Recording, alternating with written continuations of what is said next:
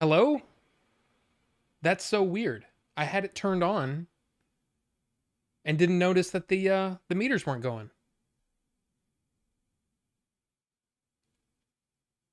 Sorry. Sorry. And that's what happens when you guys get to chatting and I'm listening to you chat and you're watching you chat. I don't realize that things aren't working. Welcome to the stream. This isn't the first stream. But I will say that OBS just updated, so maybe that's part of it, and it just didn't I don't know, it was weird. Everything was turned on correctly, but it just didn't work in OBS, so I apologize. I apologize. Hi. How's it going? Welcome to the stream. And yeah. Sorry about everything. So Ninjinzu was first. Cosmos said he was first, but he wasn't first. But Ninjinzu was first. Rufus the Red is here. Hello. Pixel Phoenix. Hi. You didn't pick Strawberry. Or you meant to pick Strawberry, but you didn't. We'll just say that if you didn't do that, like if Strawberry Crumble wins, no problem. But if it doesn't win, it'll all be your fault. So there you go. And Ricky, welcome. Cosma. Oh, we already said hi to Cosma, but hey. Carbonite Dreams is here. We don't vote for the fruity flavors. I'm not sure what that means. Not sure. And can you imagine while twerking, Billy fell and rolled down the hill? Yes. I was actually afraid that that would happen. It didn't though. It's good. It's good. Can you hear me now? You can all hear me now. Okay, good. Okay. Love having no sound. Sorry. The Charlie Chaplin silent film. Yes, that's what I was doing. Hopefully you can read lips. If not, we're all caught up. So it's all good. Just because you're near the car doesn't mean you're first. You need to call it. Looking away, that's kind of true. It's kind of true. What's up, everybody from Albuquerque? Brian Sanchez, welcome. Good to see you. From Albuquerque, huh? All right, then. You've been here before, haven't you? I think you have. Hear you better than Verizon. Okay, good. I'm glad. But yes, we are doing another. We're going to do another flavor. I'll tell you, last week's, the coconut cream, hoped it would get better. It did not. It was horrible. It was terrible. It actually seemed to get worse. So it is in the box of shame. Not the jug of shame, because I haven't put it in there yet. But it is in the box of shame with the rest of the old flavors, or the rest of the old, some of the ones that I just didn't care for. Like what do we got in here? So yeah, coconut cream. No. This one, Uncommon, which was the watermelon, mint, cucumber, lemon. It's not bad. It's just not good. It's just not for me. And apparently, from what I hear, the good people at Super Good, which I've tried a lot of their flavors and I really like them, they paired up with Grim Green, but apparently they just don't feel like paying him or something. So there you go.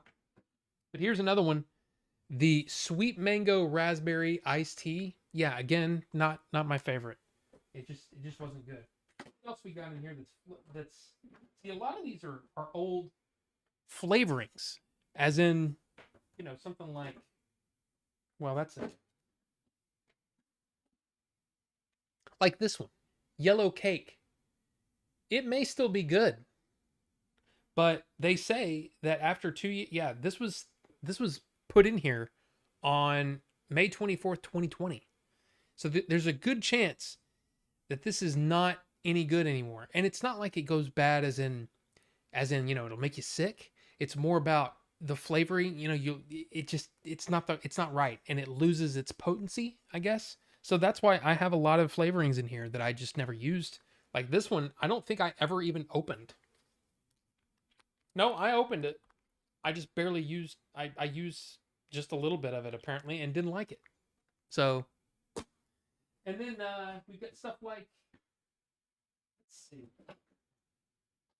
let's see what else is in here.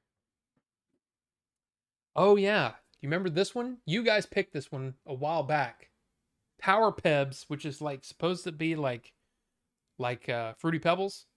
And I think it, if I remember correctly, it tasted like lemon pledge. Yeah, I can smell it. It smells. It's awful. It was awful. So there you go. And again, mostly these are mostly flavorings. Oh, this one was terrible. Oh, this one was so bad. It's called Prickly Smooth, and it's supposed to be like there's a cactus flavor in it. And I was like, I've never had that before. I wonder if that's any good. That smells like it smells like the stuff that you drop in the toilet before you go poo, so it'll make it smell better. In the That's what it smells like. Not good. So there you go. Into the box of shame it goes. So there you go. Uh, let's see who else is here. Not Gary. Welcome. Good to see you. Emperor Caesar 12. How's it going? Good to see you too. Squiggles. Pfft. Cactus flavor. Pass that on the game day. Well, it was a flavor that Grim Green said that he liked, and he said I'm just gonna warn you, I have weird taste, so there's a good chance you won't like it. And I went ahead and bought some, and he was right. I didn't like it. It was terrible. Fruity Pebbles is lemon cereal. Took me years to realize it's my favorite. It is, but it's got to have. It doesn't want. Look, there's a big difference between lemon cereal, like a nice lemon flavor, and Pledge. There's a big difference. There's a big difference. I used to go to a DFW local shop, Violet's Vapor. I like their in-house. Yeah, see, there's the first time that I got a vape device was in I want to say 2013. I'm pretty sure it was 2013, and it was one of those the stick batteries with the I don't have it anymore.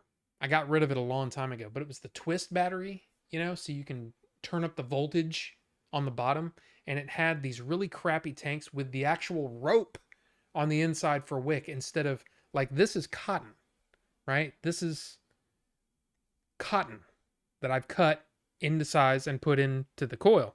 These were it was silica wick is what they called it, but it looked like rope. And yeah, it wasn't good. It wasn't good. So yeah, 2013 that would have been, right? I actually looked it up one day, and I think it was February 2013. But the first flavors I got were in-house juices. That was one was a Pixie Sticks flavor. So it really tasted like that.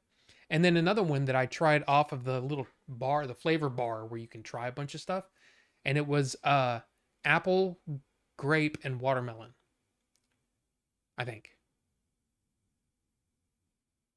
I'm pretty sure. But it was good. It was good for a while. Then I got sick of it. And then I started moving on to bigger devices and all that kind of stuff. And then finally in 2016 I quit smoking, like for good. But yeah, until all the way up until like 2014, I was still using those tanks. And then I got real sick and I couldn't vape a lot anyway. And then I got into the big bad, crazy vaping, which I should probably fill up this tank. It's almost empty. You can see that. But yeah. Yeah, so this is the strawberry vanilla milkshake thing from a couple of weeks ago. It's still pretty good. So there you go. Vixen Vapor was the name of the place that I went to. The old school ones, I remember those days. My dad still uses them. Yeah, I can't stand those. And I realized that I didn't want it to feel like a cigarette, where you bring it into your mouth and then you inhale. So mouth to lung instead of direct lung. I like direct lung better. And that's what kept me happy while I was trying to quit smoking. So there you go. Custard vaping custard fluck right now. Custard flavor by the boss. The boss. I have that's basically what this is. This is like a strawberry vanilla custard. It's pretty good. Not bad. After a very slow news weekend, it's good to be here in the stream. Yeah, we won't be talking about any of the political stuff, as you might be aware, as you might know. All I can say is um, violence isn't the answer, and it really sucks. It really sucks that someone died, and it also is very strange that no one saw the guy. But anyway, did you have a tobacco flavor phase in the beginning? No, I never really did. After a while, when I vaped for a while, I'm like, I want to try some of these tobacco flavors, and I tried them and I didn't like them. The only ones that I liked, there was one, it was called Creme de la Creme, and it was supposed to be, um, like a tobacco flavor, but it had hazelnut in it, and it was awesome. It was really, really good. And then there was another one of the ones that actually Grim Green did with Super Good was really good. It was a tobacco flavor. I love that one, but I don't like that really tobacco forward kind of flavor. Um, Grindhead Jim, you remember him, right? He was in the movie and all that stuff as Roy. That's all he vapes is basically a menthol tobacco that I make for him. Um, and he loves it. He doesn't. I keep asking him, you want something different? He's like, no. I'm like, okay, I'll keep making the same freaking thing for him. So yeah,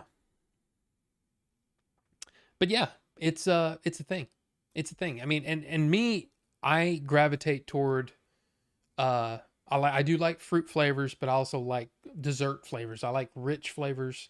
Um, what was weird is I was thinking, like, when I first started, I was thinking I want like a caramel coffee flavor, and every single one I tried tasted like burnt popcorn. So I got out of that quickly. It wasn't my thing. Wasn't my thing. Um, yeah. So it's weird how some of that stuff will translate. Some of it translates really well, and some of it's terrible. But anyway, on the docket tonight, or the chopping block, whatever you want to call it, we have the mixed berries. Yes, the mixed berries from last week that didn't win. In fact, 2 weeks in a row, right? It didn't win. And then the strawberry crumble, which I thought had a shot last week, but no, it was in third place last week. But it's here. And then the new one is, look, we're gonna try it. We're gonna try it. It's another Suicide Bunny, but it's Snickerdoodle cookies. It's called Derailed. Now, if I remember correctly, I've tried this before, and I liked it. But again, once they changed all their recipes around, I hadn't tried them since. Because I usually, what I do is I'll buy a bunch in a line. Some manufacturer, I'll buy a bunch in their line, I'll try them, and if I don't like them, I just abandon the line. Well, I remember there were only like 2 or 3 flavors from Suicide Bunny that I liked, and I just kind of gave up on them. So who knows? It's been many years since I've tried Suicide Bunny, so we will see. We will see if it's any good. But yeah. Oh yeah. So yeah. And right now, Strawberry Crumble is winning 40% of the vote. Snickerdoodle in second place, thanks to Pixel Phoenix. Maybe, I don't know. I'm not sure. I'm not sure what Pixel Phoenix actually chose other than the strawberry. But look, Pixel Phoenix chose something other than Strawberry Crumble. So there you go. But Snickerdoodle Cookies is in second place with 33%. Mixed Berries is in third place with 27%. Now, I will say that the last squeezed that I tried was amazing. So I'm really looking forward to this one. But if it doesn't win, it doesn't win, and it doesn't get vaped. It gets vaped later on. So hopefully later on somewhere down the road. But there. You're a creme de la creme. Hey. You coming on to me?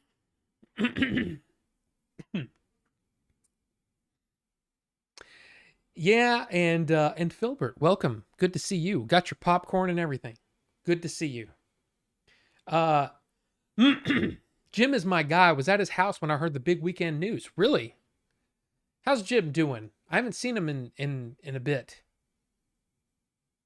But that's good. Good to hear. Good to hear you're going and visiting. I was let's see, what did we do this weekend?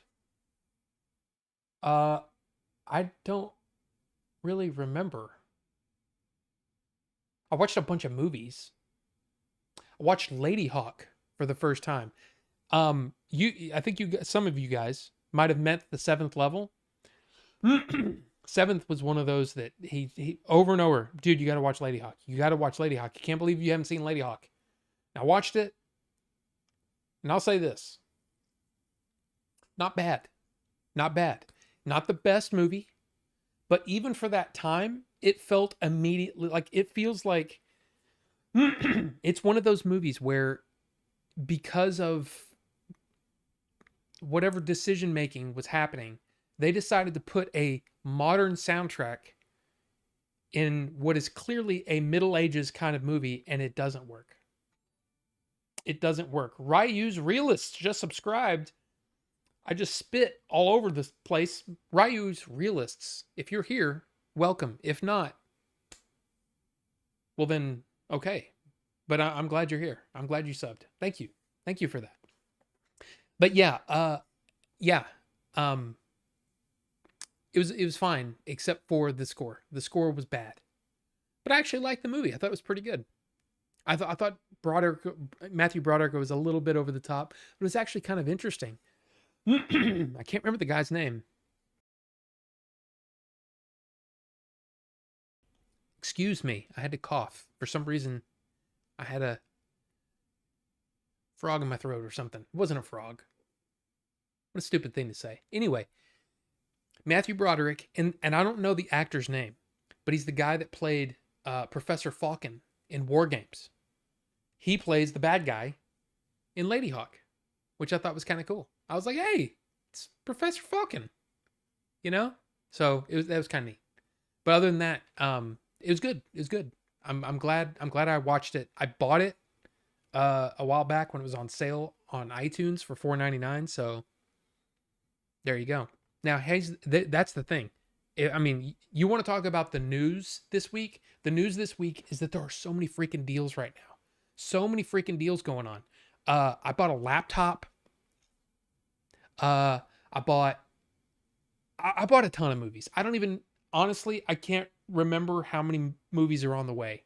I think there's 10 movies, I think, on the way. And I have 3 here from, and these weren't even really, I mean, I guess they were on sale, but it wasn't because of like, oh, hey, buy 2, buy 3 and get the second. No, none of that. None of that stuff. Or it wasn't Prime Day. This was just stuff that I bought. And it was, we'll show that off in a minute. But yeah, there's so many deals on movies. There's great deals on video games, on some older video games, I should say. I was kind of disappointed that for whatever reason, Stellar Blade wasn't coming down a little bit. I was kind of hoping that Stellar Blade would... Look, here's the thing. I know that Stellar Blade got a lot of crap for, oh, it's just, thing for boobies. I actually enjoyed the demo. I enjoyed playing it. I want to play it. I know that I'm not going to be great at it, but I want to play it. And I don't really want to pay full price for it. So I'm going to wait on that. I almost pulled the trigger for, I'll tell you what I didn't buy. I think I talked last week. I was going to buy the Shaw Classics Volume 4 and the complete series of Gatchaman, which is basically Battle of the Planets. If you remember Battle of the Planets back in the day, or G-Force, Gatchaman is the original Japanese version. I've never seen it, and I want to watch it. But then I couldn't figure out what that third item was going to be. And originally I was thinking, oh, I'll do Stellar Blade, and that way it I'll get it for free because it would be the cheapest thing on the list. It might, that feels like a deal. And then I decided, nah, I'm not going to do that.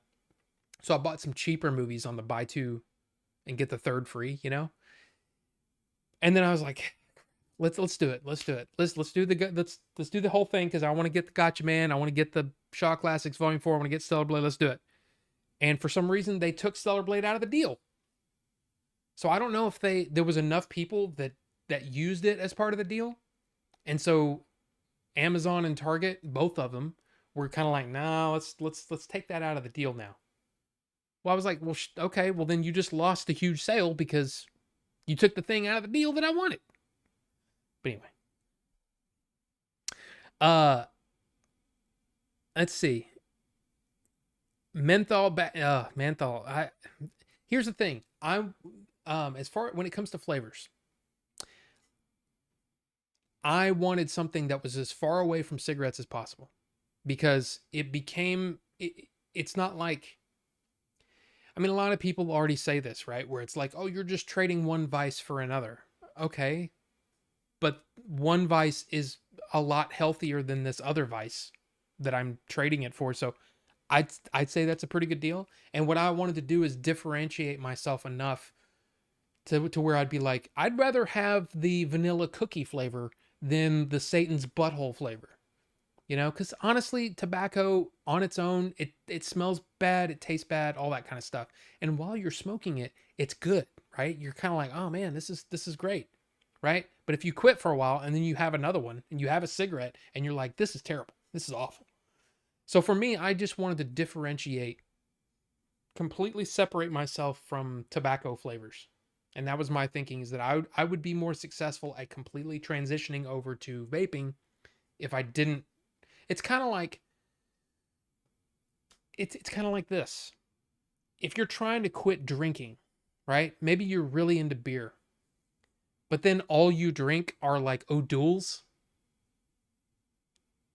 It's kind of hard to do that, right? It's better to get something different, right?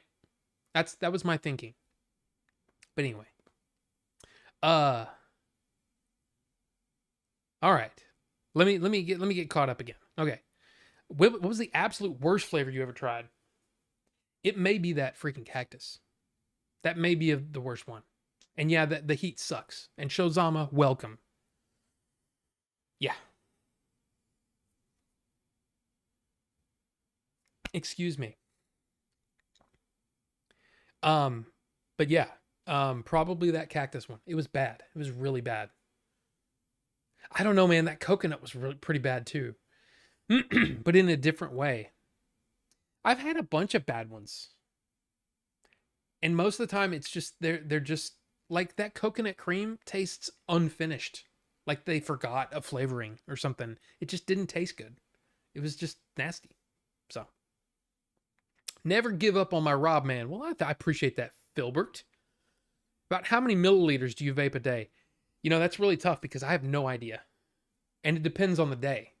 You know, like if I'm busy, like if I'm doing something, like I'm doing a bunch of editing or something, I won't vape much. And I'll actually forget to drink water and eat even. Have you ever done that? Have you ever been so busy that you're like, oh my God, I forgot to eat?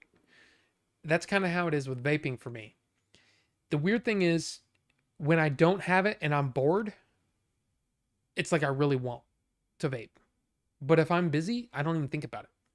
You know, there's how many streams have we done where I don't take a single vape the entire stream? It's because I'm busy. It's because I'm doing something. You know, I'm more interested in entertainment than, you know, whatever. So it's a strange thing. I'll tell you though, I going back to the sales, I've been thinking about them constantly, which is scary. And I've already spent, well, let's see, this is probably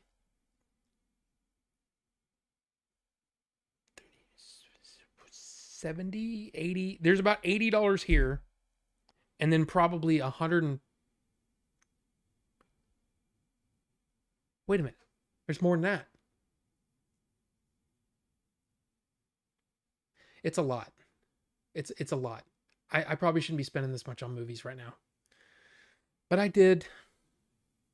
Oh, and you might be wondering, what laptop did I buy?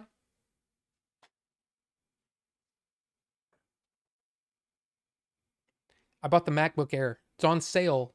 This is the M2, so the previous version of the MacBook Air, and I got it for $800, which is a good deal. And the reason that I did it is because my old laptop, which is sitting over there wiped now, it was really getting, I mean, it's from 2013. So I really wanted a new laptop, and I'd been thinking about it and everything, and I went ahead and got that. Because I mean, I didn't buy that laptop. That laptop was given to me from, you know, when I worked for the company that worked for that company, you know? And that was probably a $3,000 computer at the time.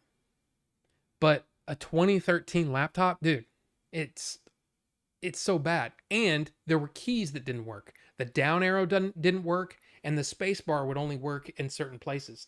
The screen was starting to like form like this weird film that I'd never seen before. So yeah, it was time. It was time. An 11-year-old laptop finally replaced.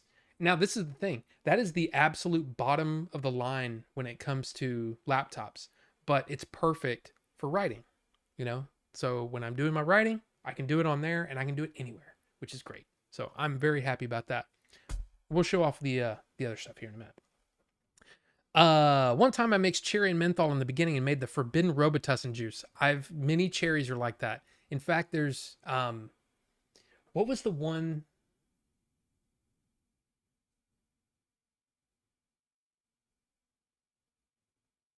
There was, I don't remember what flavoring it is. But I remember I liked the liquid, and then Grim Green was doing a live stream where he's trying the liquid for the first time, and I'm like, oh, I wonder if he likes it. And then he tried it, and he goes, I know this is gonna sound crazy, but it tastes like an old Halloween mask. Like, you remember the mask you wore as a kid, and you'd be talking through the thing, and of course you'd want to do sort of like the Goonies thing where your tongue sticks out of the little mouth hole, right? But it tastes really bad. As soon as he said that, that's all I could taste in the liquid, and he basically ruined that liquid for me. But I can't remember what the flavoring was, because this was years ago. But it was pretty funny though. I thought that was pretty good. Bought another car. Jeez, Ricky, how many cars you got? And you love Lady Hawk? There you go. I go to gyms at least once a month. He's getting me to watch movies, and we're starting a music thing soon. That sounds good. I'd like to hear what comes of that. It worked for Knight's Tale. Holy crap, how far behind am I? Jeez. Sorry, I'm behind. Let's get caught up, shall we? We went on a couple of tangents there. So Ninjinzu's here, Raid's here. Yeah, Carbonite's here. Yes. Let's see. Squiggles, your clips on your channel are golden. PC, Mac, or Chrome? Yeah. I showed it. MacBook Air. I mean, that was from 45 minutes ago, even though we only started 30 minutes ago. But there you go. I picked up a ton of 4Ks recently, but only ones that have good transfers. Yeah, here's the thing. A lot of these are just ones that I've had in my wish list. And some of them are Blu-ray, because the movies are not available in any other way. You might be wondering why my hand is like this. It's because I'm scratching my elbow. So that probably looked weird. Why is he doing that? Sweaty man juice flavor? Leon. I never had a sweaty man juice, but there you go. 34K movies? Ryu's Realists, welcome, by the way. Thank you for subbing on the channel. 30? Oh my god. Wow, that's a lot. That's a lot. Wow. I bought some shelves for my new apartment stream setup. Should hopefully start up next week after going back to Houston. Cool, Squiggles. Yeah, dude. Are you in my Discord or not? If not, you should, come back and drop your channel name. We'll put it in the Discord and all that kind of stuff, man. We support each other here, We're not like, oh, you can't pimp your stuff here. No, pimp your stuff here, dude. Come on. Pimp your stuff. Combustibles is not comparable. That is true, Ninjitsu. Absolutely true. I mean, this is so much better than smoking. I mean, come on. The only time that I cough is when I swallow wrong, or like every now and then you get that where you need to do that, but that's it. And that's it. That's it. It's no big deal.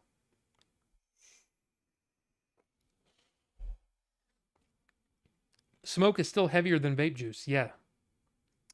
Fast movies on sale on iTunes. There's a ton of sales on iTunes right now. There was what did I see? Let's just pull it up. Let's pull it up and see what's going on. 11 film DC collection for $50. That's actually not bad if you want all those. Guardians, all 3 Guardians movies for $25. All the what is that? That's actually a really good deal if you don't have those. Haunting in Venice, Death on the Nile, and Murder on the Orient Express, which are all really pretty good movies. Well, I actually haven't seen Haunting in Venice yet, but for $12.99, that's a pretty good deal. 7 DC film collection for 51. Dude, the Dark Knight trilogy for 20. All 10 original Star Trek movies for 30. I mean, dude, there's some good deals here. There's Monkey Man. I still haven't seen that. Anybody seen Monkey Man? Did y'all like that? Look at that. Speed Racer, the entire series for $10. Dude, I might have to buy that. I'm clicking. Oh. You can't actually see where it went. Content is no longer available. What?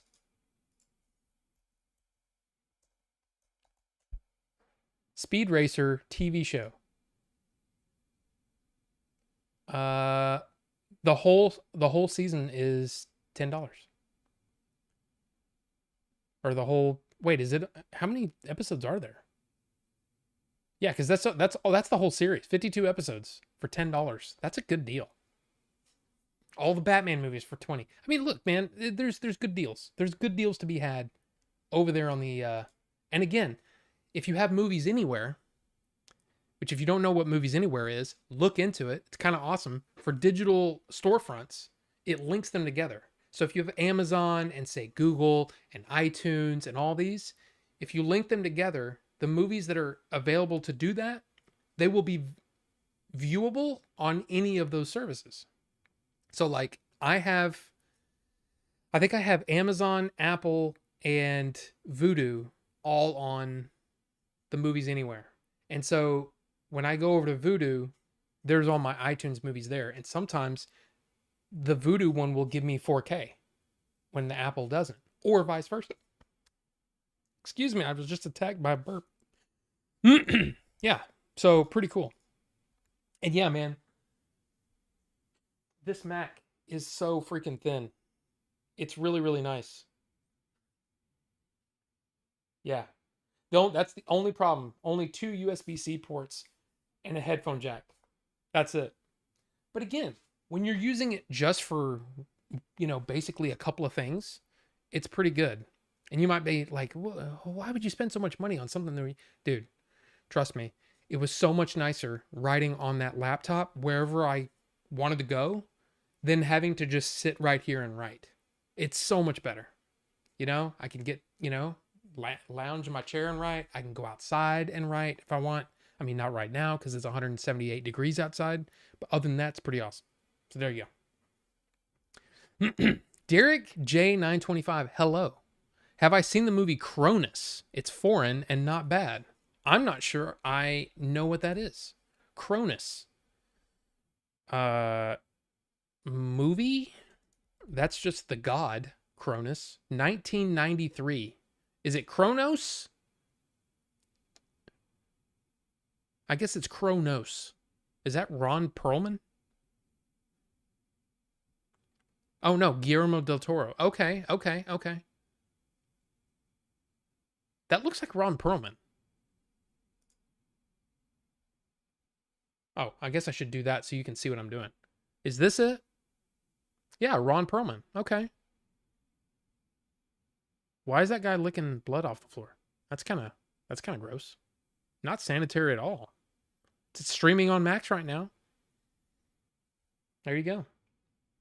I have not seen that. Not seen it. The action is the juice. I spent a hefty chunk on a 4K player recently, but it updated and then it went away. But it's been superb. Yeah, Pixel Phoenix, that's one thing I really would like to do is I definitely need to probably upgrade my 4K player because I got like kind of a cheap one. I think it was like $120 at Walmart, and it's a Sony, and it also plays SACDs, which is awesome. If you've never heard a Super Audio CD or a 5.1 CD, and you have a 5.1, dude. Siri thought I was talking to her. She still get off. She thought I was talking to her. Yeah. Yeah. It's awesome. I guess when I said CD, It thought I was talking to her. That's weird. And it just messed up. What the hell's going on? What's going on here? Here we go. Now my phone's charging. And Warehouse Dave, welcome with your alien emote. Good to see you. I got the M1 MacBook Air and it's worked great for me. Yeah, that's the thing. I knew that I wasn't going to be doing, like, I'm not going to be editing on it, you know? I'm just going to be, doing like writing, and Final Draft doesn't take up that much processing power to write. So that's all I'm pretty much going to use it for. But it is still powerful enough that if I want to do something else, the M2 will handle it just fine. Like what I did is I did a conversion in fact, for those of you who watch my Thelma and Louise review, thank you. You didn't have to, but hey, I like Ridley Scott, so I do reviews of those. Anyway, I ripped Boy and Bicycle, which was his first short film. I ripped it and then I converted it basically side by side. Hit the button at the same time, was converting it on my iMac and converting it on the M2. The M2 was slower because it only has 8 gigs of RAM. I think I have, how much RAM do I have? I have 64 gigs of RAM. I upgraded the RAM as soon as I got the machine. So I have 64 gigs of RAM on the iMac. So yeah, it's going to do everything pretty much. And it's the i9, Intel i9. This is the last i9 or the last Intel set of iMacs that Apple put out. Because I was thinking, oh, there's no way that their own silicon, their own silicon is going to be better than Intel. So I'm just going to go ahead and buy this now. Now the M1s, run circles around, all that. Anyway, just saying, even though it's an older processor, it does run faster because it's got more RAM. But yeah, there you go. Did I try feeding it oatmeal? I'm not sure what that means. But yeah, I love how Mac makes creating feel smooth as silk until you start overloading. Yeah, and like right now, I'm not doing much. And my computer is at 8.7% CPU. But the fan's on because it's hot in this house. It's hot in here. The fan is on just about as high as I want to take it, because otherwise it'll be like in here and, things will be flying around. Don't want that. But yeah. Oh, that's what you were talking about, Filbert. Yes. We support everyone here. So yeah, if you have a YouTube channel, if you have a Twitch channel, make sure that if you're in the Discord, drop it in your own content. Put it in there, man, and let us help you. Let us, because that's what happens. That's how growth happens, is that if you end up, if you hover around 3 to 5 viewers and those extra 2 or 3 people come in, that takes you up the listings on Twitch a huge amount. So anytime you get any number of viewers, it's good. It's a good thing. So let's support each other, let's do that. It's fun. I am in the Discord and appreciate it. Swiggles. Cool. Awesome. When you're ready, post it, man. Not another car. Another car? Still catching up on stuff, so I only picked up Digital Ghost in the Shell Standalone Complex Season 1 and 2 on Vudu for $9.99 each, and Timeline. I never watched Standalone Complex. I watched the first 2 movies, right? Isn't it called Innocence? I never watched the Scarlett Johansson version. But what's in that Leo 4 movie collection? Oh, well, I already closed it, but let's see. Let's just see, shall we? And unfortunately, it won't, you can't see. Oh, come on, get out of here. With your freaking ads. Because what it does is it opens up an Apple TV for me. Okay, it has Wolf of Wall Street, Shutter Island, Revolutionary Road, and What's Eating Gilbert Grape for $20. If you don't own those movies, that's pretty good. I own two of those. So, wait. Yeah. Shutter Island is a one watch for me. Just is. Wolf of Wall Street, I own. What's Eating Gilbert Grape, I own. Revolutionary Road, also a one watch. Terrific movie, but a one watch for me. So take that. Man, I remember buying the 90s Batman movies on Blu-ray for $100 in 2009, and now it's $15. Yes, it's crazy. Some of the deals are awesome. Like one of them for sure is I got Edge of Tomorrow. You remember I was at it was actually Showzama that said, "Hey, go to Big Lots and they've got, Blu-rays and 4Ks and all that kind of stuff, right?" And the one that I went to, the only movie that really stuck out to me that I wanted was Edge of Tomorrow. For some reason, I don't own that movie in any way, shape, or form, but it was on Blu-ray. And I was like, I want the 4K. I got it on 4K from Amazon for $11. That's a pretty good deal. I'd say that's a pretty good deal, guys. So, look, I would just say if you're interested and you have the means and all that stuff, go do it, man. There's some good deals to be had. And yes, I can write on the toilet with a laptop. Yes, but I don't take the laptop. It's too it's gross. Keyboards are gross enough, They're gross enough. I don't want to introduce it to that world, because that world, well, if I didn't have a bunch of Lego sets in the way, it's through that door and on the other side there's the bathroom, and it's Crohn's boy, man. I tear that bathroom up. Okay? I'm not trying to be gross. I'm just saying it's the truth. So that laptop is not going in there. No. Kronos. Yes, Kronos. I probably should see it, because I wouldn't say that I'm a huge Del Toro fan, but I appreciate Guillermo del Toro. So I should probably watch it. Intel. Ew. Well, I watched Kronos because I heard about the Kronos myth from Plato and wondered if it was a similar story. It loosely connects to the Kronos Greek myth. Loosely. Battery life on Apple Silicon is crazy. My work computer gets 24 hours of battery life, right? The thing is, yeah, sure, you're going to, in a lot of cases, you're going to get a lot more power from a Windows-based system, an Intel-based system. But yeah, the power draw is nuts. And it's nice to have, 80 or 90% of that power. In this case, it took about, I never actually said that, did I? When I ran them side by side, the iMac was about 33% faster. So if it took 10 minutes on my M2 MacBook Air with 8 gigs of RAM, it would take about 7 minutes, roughly, on my iMac. And this thing is cooking. When I did it on here, the bottom was just a little hot. That's it, a little warm. And that's what's crazy. There's no fan on that, right?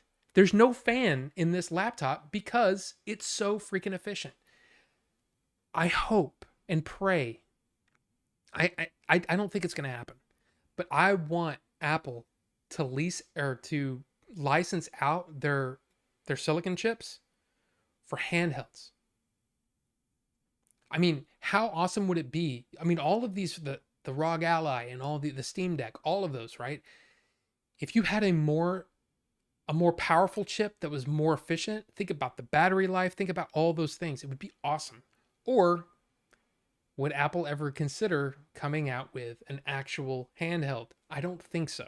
I don't think that's an area of electronics that they want to go in. But I would love to have a handheld with the power of those chips. It would be amazing. But I'm too lame to share my stuff.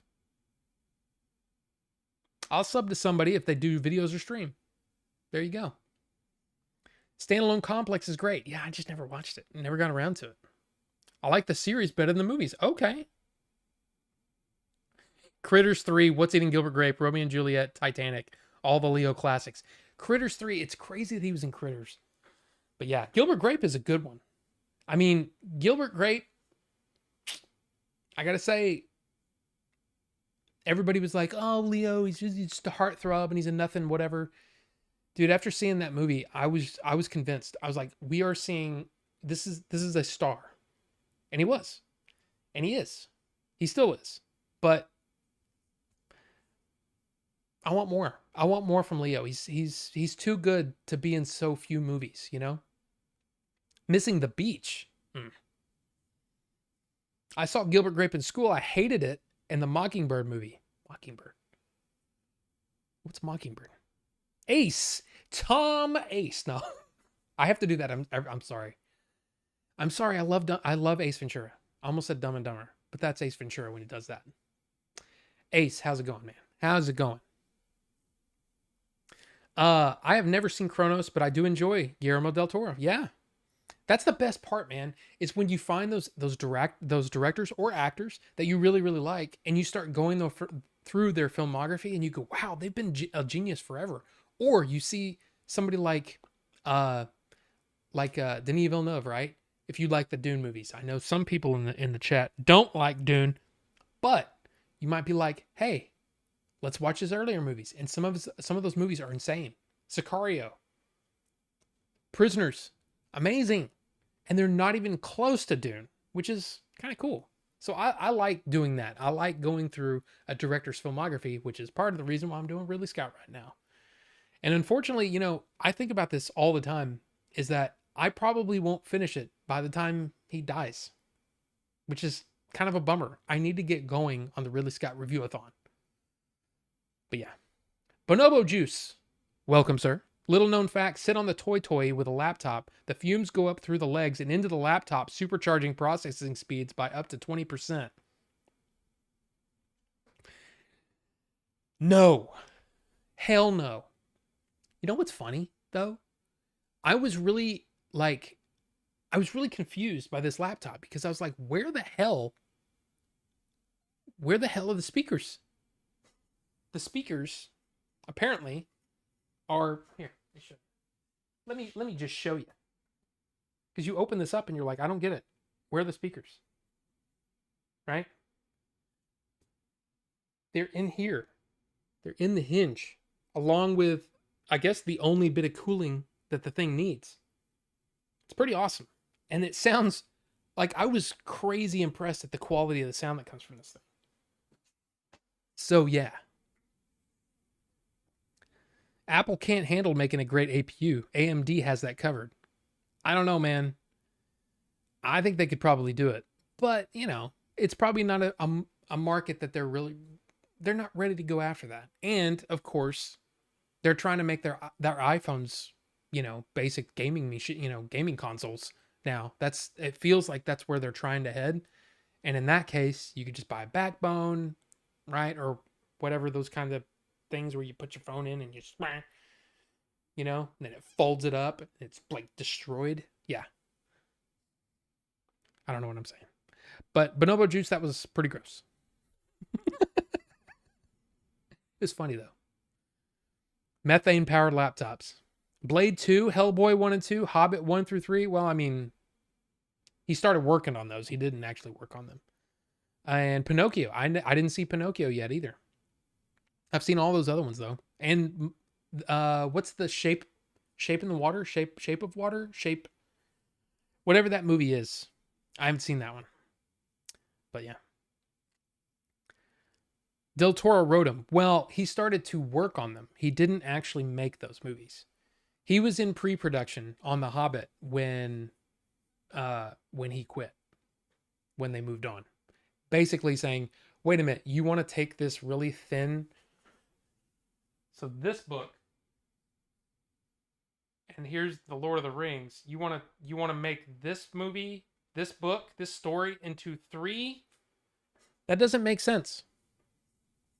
Still doesn't make sense. But there you go. Gilbert Grape is a classic. Love that one. It's so good. It's such a good movie. And Johnny Depp, I mean, a lot of people look at that movie and they just think of Leo, because I mean, he blows kind of everybody away in that movie. But Johnny Depp is really good in it. Juliette Lewis, it's one of her best performances, in my opinion. She's so real. I just like that movie. To kill a mockingbird. Stop saying that or I'll unsub. I'm sorry. I'm sorry, Ace. Just every time I see it, I think of that. But anyway, sorry. Watched Longlegs yesterday. Pretty good. Okay. That's actually interesting. Longlegs is one of those movies. I think Seventh last week was like, oh yeah, I'm gonna go see Longlegs, and I was kind of like, ah. I've heard a lot of people were kind of upset by Longlegs because they felt that the marketing didn't live up to the actual movie. The marketing was promising something that the movie didn't actually deliver. I find that interesting because I watched that trailer and was like, eh. So I don't know. I'm wondering if the movie itself will work for me because I don't have like all these like horror tropes and all those kinds of things that are in trailers and things. It just makes me go, okay, this is just another movie that I don't care about, right? But it all of the reviews that I've listened to, that I've watched, I haven't really read any, but any of the ones that the people that have reviewed it, I go, that actually sounds pretty interesting. I don't know if I need to go to the theater to see it, which I probably should, because what do? I harp on about the fact that we need to be supporting, independent film and all that kind of stuff, but I just haven't seen it. Sicario 1 and 2 are freaking awesome. 1 especially. 2 is good. It's not as good, but man, Sicario, God, what a good movie. I've got to get to bed. Catch you guys next week. Rufus, that was probably 75 minutes ago. Again, I apologize, but hey, sleep well, man, and appreciate you being here. I want to see Frankenstein from Del Toro. He's the writer, producer, and director for it. Okay. I only started watching Villeneuve films in the past 10 years, but I have to say, I love his work. The thing about him is there's the word is verisimilitude, right? I don't typically use that word in regular conversation, okay? It's a big word, number one. Number two, I feel like Robert Meyer Burnett uses that word enough for everybody, okay? But it's true.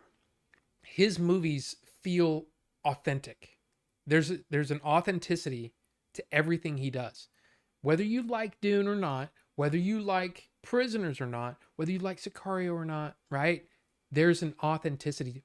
Blade Runner 2049. The world is authentic. And that's one of the things I really like about him. And what's funny is, to me, Denis Villeneuve, I don't know enough about him prior to making these movies. Like, did he work in other aspects of filmmaking? Because his production design and set design, costume design, is on par with Ridley, which is one of the reasons why I like Ridley so much. Now, the difference between Ridley and most filmmakers is that he's always got multiple movies in the pipeline, in different stages of production, because he's you might say, well, that's just quantity over quality. Okay, maybe, possibly. But the thing is, every single movie, you can't say that his movies they don't feel authentic and they don't feel like a real world. And that's the thing one of the things that I love about Ridley is that verisimilitude that he injects into every single film he makes. It's my favorite thing. And I never really realized it until I started working on a movie. When I'm sitting there and I'm going, wow, look at how much work it took just to do this part and to make that look like that's a real place. I mean, for example, in Adventures in Game Chasing, that house was empty, completely empty. And they had to put all the things in it that made it feel like an authentic, real house. And it was kind of jaw-dropping to me to see that level of work. Now, I mean, you might say, oh, well, that's simple. Right. But to be able to do that film after film after film after film, it's awesome. Now, again, there might be people that say, well, I need more than just an authentic world. I need a good story. And I will agree with you that some of Ridley's movies feel a bit thin, but that's okay. I I love Ridley. I love Ridley for that, and for being able to talk about his movies and willing to talk about his movies and his craft and what he does. I love it. It's my favorite. Uh let's see. You guys ready for the season finale of The Acolyte? I was actually considering starting the stream late tonight just so I could watch it and then we could get on and bitch about it. But the thing is, here's the thing. I don't care. I just don't. I think that's the worst thing any project could have. You know, there's people that love it, there's people that hate it. I'm indifferent to it and I don't want to talk about it. It completely bores me. It's because I'm sitting there, you know, listening. There's people that I listen to that love it, and there's people that I listen to that hate it, and I'm just sitting there going, I don't. None of it gets me excited. So, yeah. How do you actually spell? It's V. Oops. I don't know if you heard. No, you didn't hear that. Verisimilitude. Verisimilitude. Verisimilitude. The appearance of being true or real. Yes. So there you go. I don't use that word very much, except for when I'm talking about Robert Meyer Burnett or apparently Ridley Scott now. Del Toro is credited as one of the writers for, you're talking about for The Hobbit. That's probably I mean, he can't have done much, because so much changed between the time that he left and Peter Jackson came on board. I think it was around the time where they started to say, hey, let's make 2 movies out of this. So I don't know, man. I mean, look, hey, good for him, I guess. I didn't really care for it, but there you go. They're turtles with verisimilitude. Waiting for the memes of it. Oh, of Longlegs?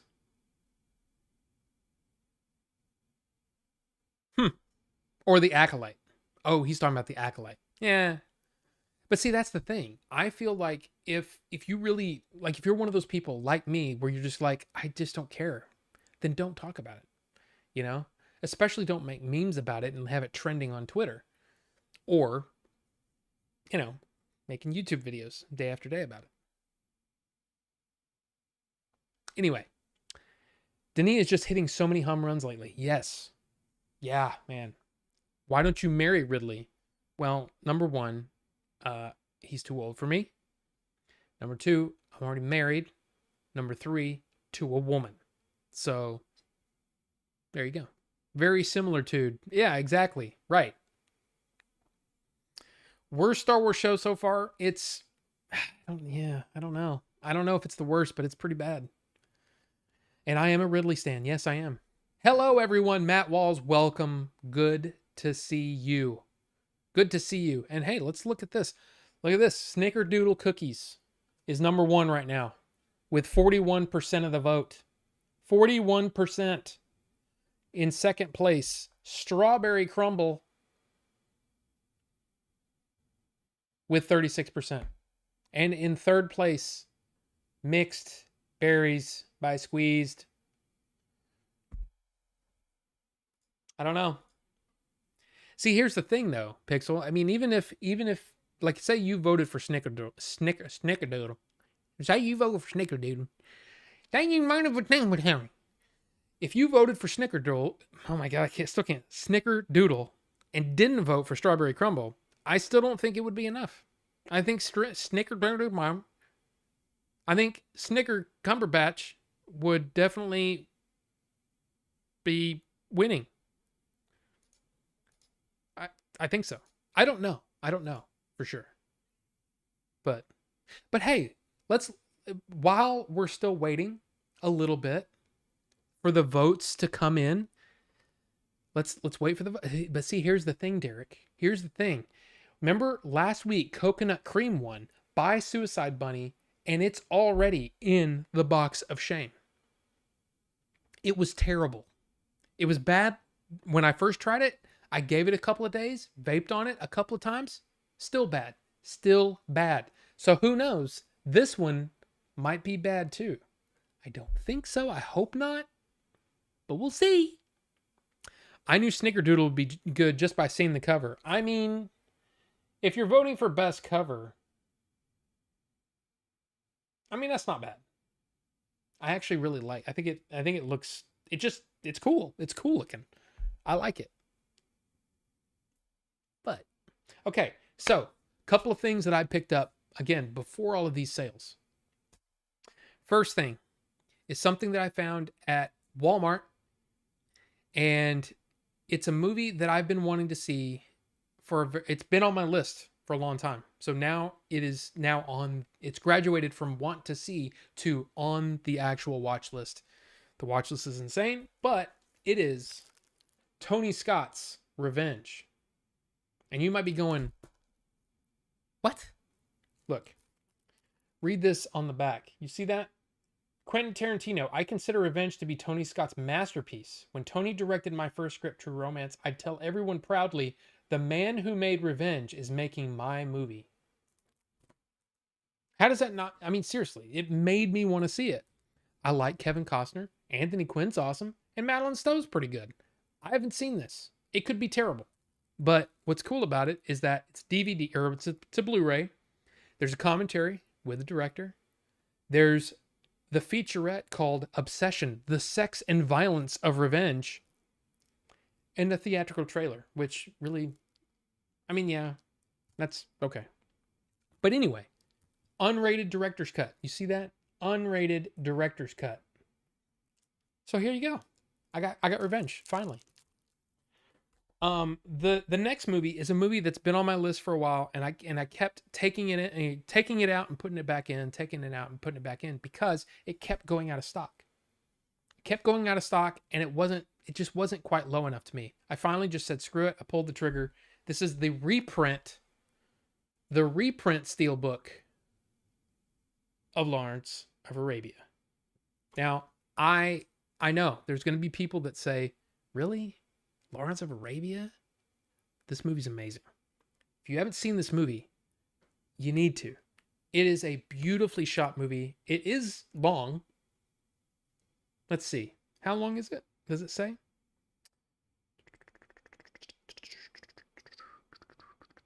Hmm. 226 minutes. That is 3 hours and 46 minutes, right? It's a lot. But I'm telling you, this is one of these movies where if it was on TV, I could just watch it. To me, it's like Godfather. It's like any of the Lord of the Rings movies. If it's on, I'll just sit down and watch it. It was that good. And now I already own the digital copy. So you might see there's a digital copy in there. So we got to figure out something. Because I have a couple of digital copies that I don't need for some things. Especially things coming up. Things that will be coming. So we're going to have to figure out some way if I can give away some of these digital copies. Maybe in the Discord or something. I don't know. But I'm going to open this up now because I want to look at the full glory of Lawrence of Arabia. So slip cover comes off. There's the J on the back. And that's what it looks like on its own. Beautiful. Open it up. There's the digital copy that I will be giving away. It appears... Okay.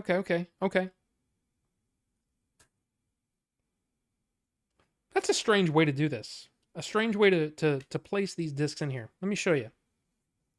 So you open it up and it's like this, and there's like, it snaps down. So this is secure in there.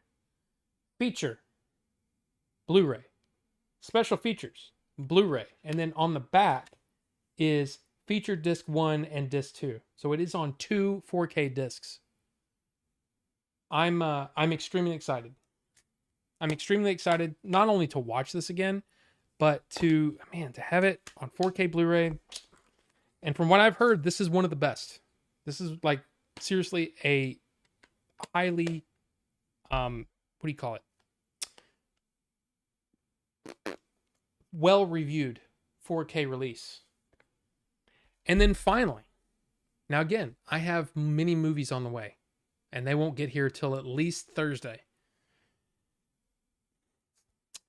I found this. Okay, let me put it to you this way. I just recently saw the first movies. And yeah, I was thinking, I want to buy the whole set. I want to buy the whole set when it comes out. The whole set is over $100. So I was just looking around and found this, the Mad Max Anthology, which includes the first Mad Max, Road Warrior, Mad Max Beyond Thunderdome, and Mad Max Fury Road in 4K with a digital code.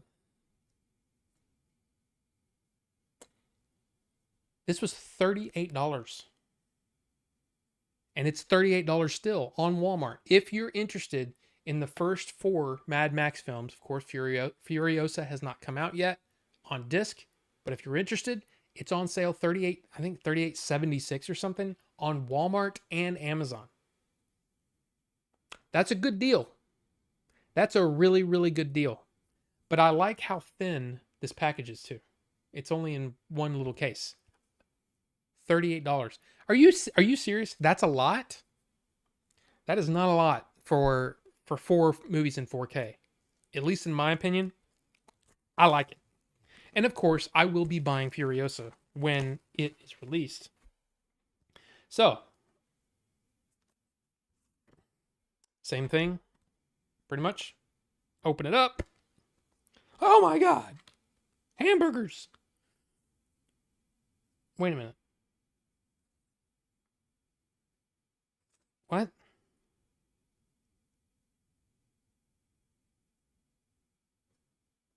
Okay, I can't show this to you.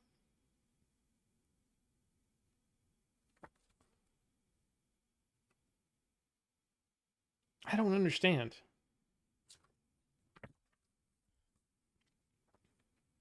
Okay, I will show this without the code. It appears that I got 2 digital copies of Mad Max. And then that top one looks like it's Road Warrior, Beyond Thunderdome, and Fury Road. So, I don't understand this.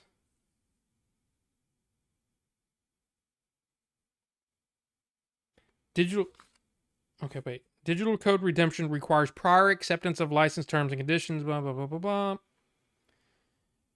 Oh, okay. I understand why they separated them out like that.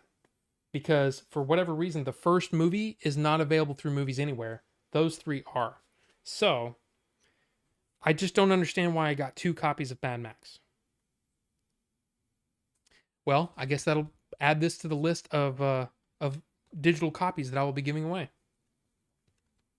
So there you go. So anyway, Mad Max, $38. I'm sorry, that's a steal. That's a steal to me. Any day of the week, 4 movies for $38 on 4K. Pretty good deal. Now, of course, right now there's tons of deals on Prime Day, but there you go. There you go. So let's see. That's random. That movie was at Walmart, unless that was an online order. Yeah, it was an online order. Yes, Matt Walls. Absolutely. Revenge is an online thing. And I believe Amazon has now, if I remember correctly, I think I saw it on the deals page through Blu-ray.com, the one that I put in every description, on Amazon for the same price. So, for whatever reason, I've never seen this physically. I've seen DVDs all day. Like, almost every time I walk into a Half Price Books or a movie trading company or whatever, they'll have a copy of Revenge on DVD. But they won't have the Blu-ray. This is my first time ever seeing the Blu-ray, and I can't, for whatever reason, I can't open this very well. So let's I mean, I'm guessing this is just gonna be, there's nothing gonna be in it. There's gonna be maybe a hot dog.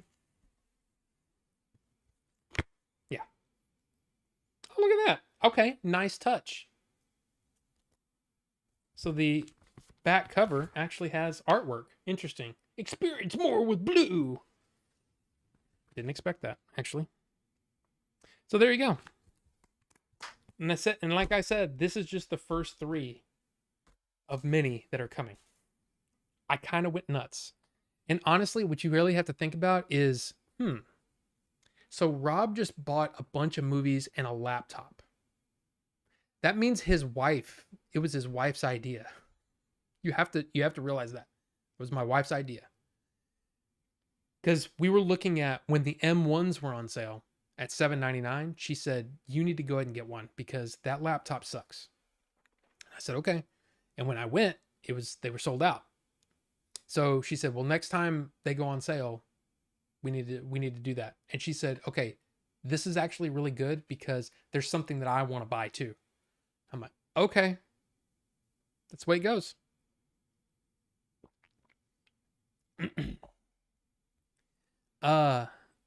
Why is it every time I try to close early, someone makes me work till closing or later? That's because you're a pushover, Ricky, and you need to put your foot down. You know? I'm just kidding. I'm just kidding. 3 or so, yeah, 346, man. That's a long movie. But yeah, I love movies like that. Movies where, again, it's sort of like what I explained when I was like when we're watching House of the Dragon. There's complete ease. And it's just tell me a great story and do it in a way that makes me feel like it's real. Lawrence of Arabia is one of those. It's a great movie. Great movie. Your English final was to watch Lawrence of Arabia. Wow. See, man, I would have done well. Man, I didn't do that. I wish Ben-Hur would get a 4K release. Yeah, that's a good one. That's a good one too. I need to watch it, but it feels like homework. Carbonite. No, this movie is just good. Just go, hey, I want to watch an epic. That's what it is, man. It's a great movie. Lawrence is one of the best. I got it with Columbia Classics Volume 1. And those, I really like what they're doing with that, but I don't like the fact that in a lot of cases, you can't get the movies individually. That kind of sucks. All men dream, but not equally. T.E. Lawrence. That's a great deal. Less than $10, and if all in 4K, heck of a deal. Yeah. Rob is going to be the Santa Claus of digital movies. Yeah, I mean, why not? Do a raffle for the movies, make some cash, $1 buy-in. Okay, I'll tell you this. Okay, Ricky's heading home, but I'll tell you this: if I was going to do that, it would go to charity. I don't want to make money off of it, but doing it where we could give it to charity or something like that, I'd be down for that. I'd be down for that, but I also don't. What if, I don't know if you've noticed this, but almost every time that there's a digital code, yeah, look at that. Come on, focus.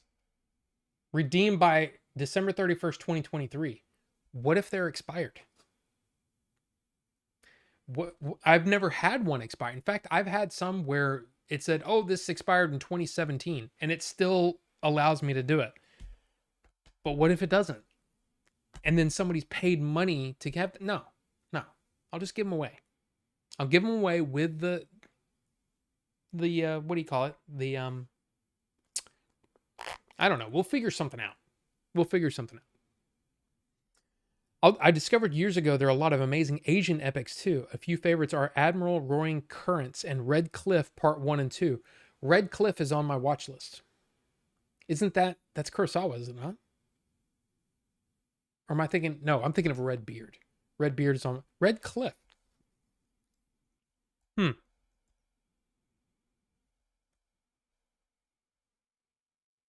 2008.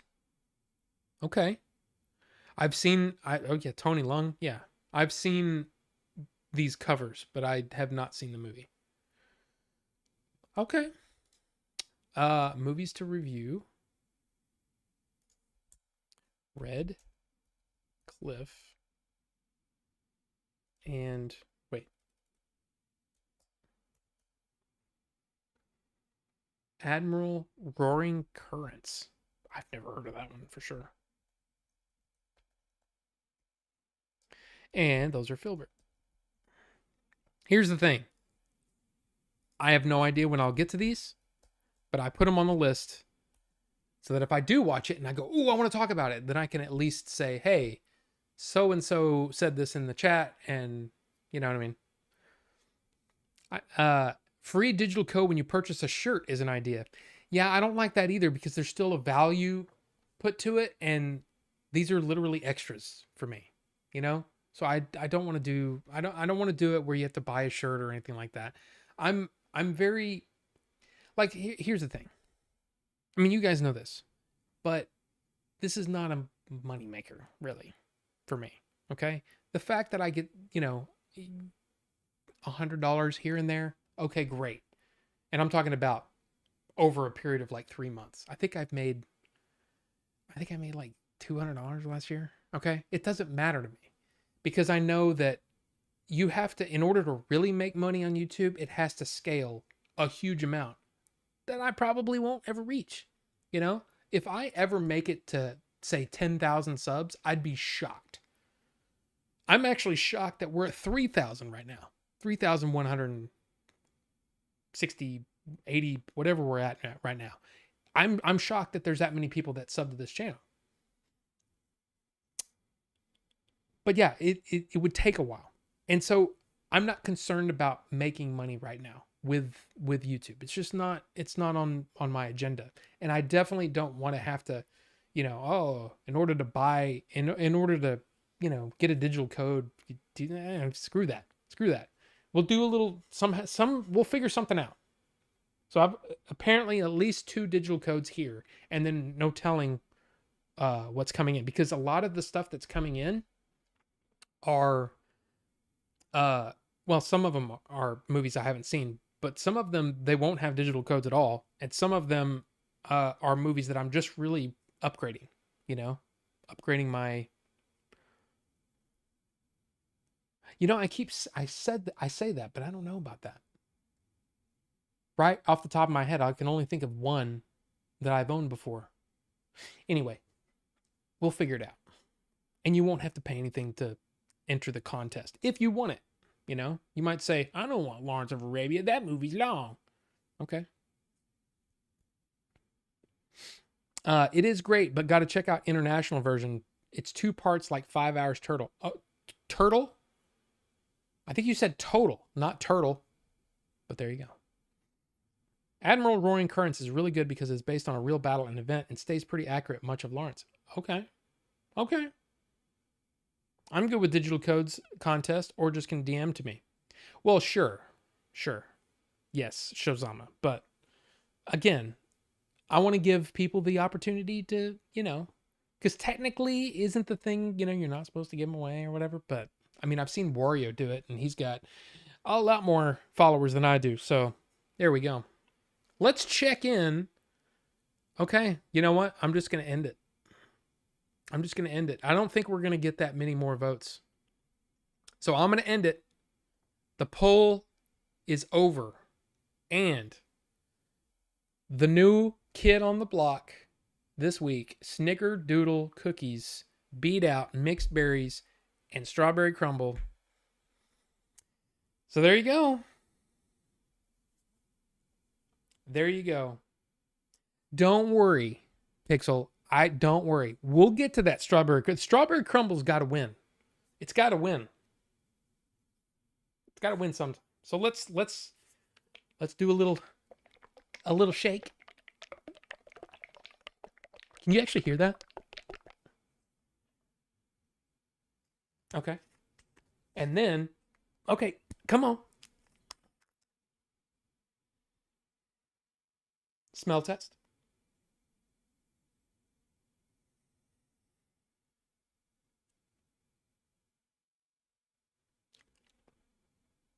Nuck.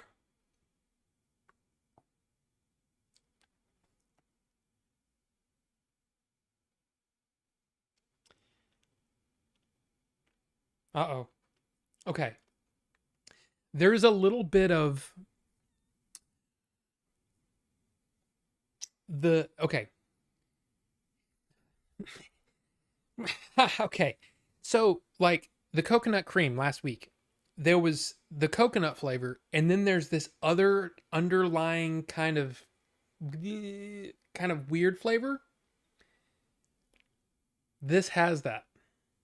The snickerdoodle part smells awesome, but that bitterness,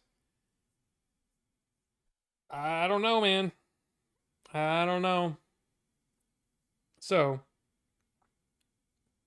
so basically, I don't know if you can see. So it just soaks up. Come on. It just soaks it up, right? Soaks it right up. So that side hasn't been done yet. Can I do this on? Let me see if I can.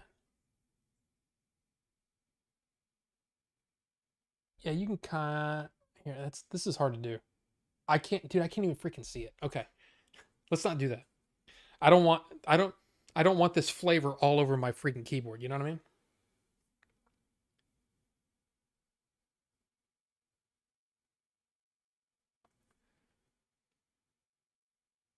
Let this soak in. We gotta turn this on. Come on. Okay, what the hell?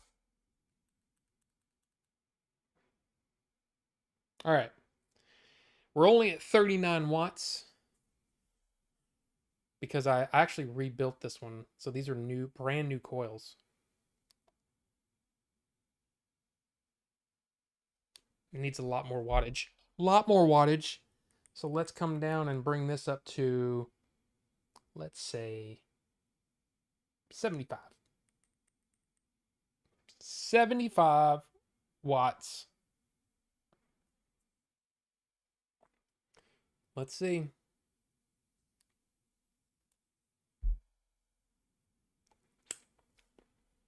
I don't like that bitterness. I got to tell you, that bitterness tastes not great. Not great. It scares me a little bit because it reminds me of that coconut cream. Now, here's the other thing. We don't have anything to listen to today. We don't have any podcast clips. We don't have a new song from Ms. Moon. We're just gonna try this because now I have a feeling that I'm not gonna like this. So yeah, this might be bad. It smells great. It smells great. Did you let us know what you got from Criterion sale? No, and you want to know why? You want to know why? There's nothing from Criterion that I have stuff in my wish list, but nothing that I'm just like, I really want that right now. And I know that Criterion goes on sale multiple times per year, right? So here's the thing. I don't want to spend the money right now on something that I know that I won't be able to watch until later. Does that make sense? Because I have this watch list, right? At least I know that I got a pretty good deal on Revenge for $9. You know, I got a good deal. Lawrence of Arabia is probably going to go out of print again, and then that Mad Max anthology is going to go way up after Furiosa comes out, right? So I feel like I got a pretty good deal on those. I know I'll be able to get those exact same Criterions when they go back on sale, let's say in November, and I can get them then when there's no other sales going on. Does that make sense? I hope it does. Okay. Yeah, the strawberry crumble lost. Hey, careful, man. There's a beverage here. Speaking of, need to. I mean, you got to make the bear happy.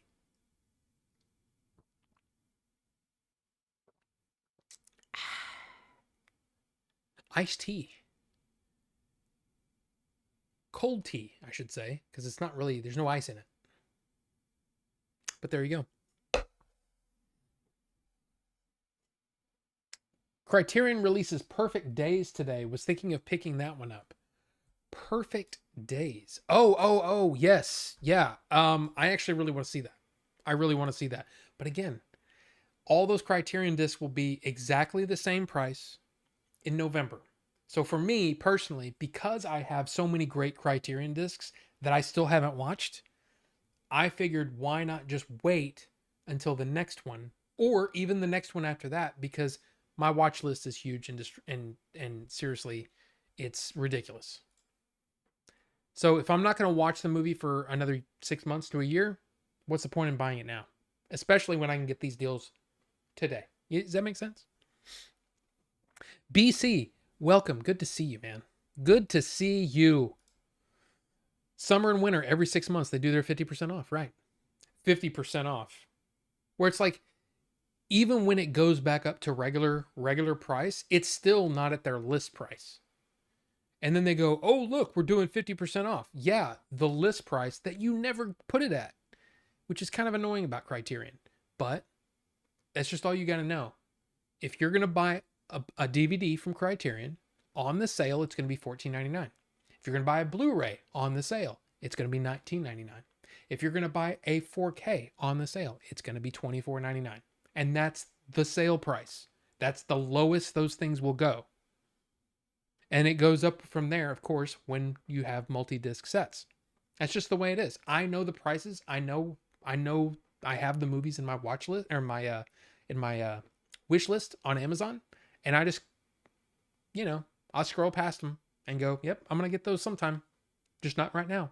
And some of them are movies that I've never seen that I want to see, and if they end up on some streaming service where I can watch it, I'll do that. And in some cases, I've gone, I'm glad I didn't purchase that because I didn't really care for it. For example, Badlands. I like the movie. It's pretty good. Don't really need to own it. But now I have the DVD of it or the Blu-ray of it. So it's kind of a wish list, but it's also a watch list for me. But there you go. All right, let's try this. So you guys chose it. And apparently Pixel chose this by accident. Snickerdoodle cookies. Oh, let's get the bear out of here. Get out of here, bear.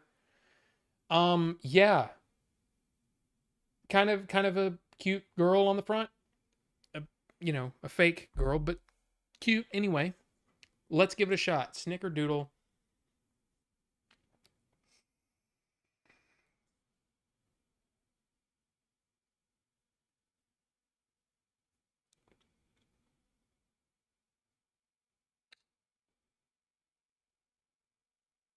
All I drink is unsweetened tea. Matt Walls, this is practically unsweetened. There are 4 packets of stevia that go in the entire jug. So it's very weak. But I can drink unsweetened tea just fine. And I like it. But I like just a little bit of sweetness. And so every time somebody comes over and tries to take a drink of my tea, they go, why didn't you sweeten it? And I'm like, it is sweetened for me. Like when you go to okay, here in Texas, Chicken Express, their sweet tea, it doesn't even taste like tea. It's just sugar water. It's gross. I don't like it. A lot of people like it. Not for me.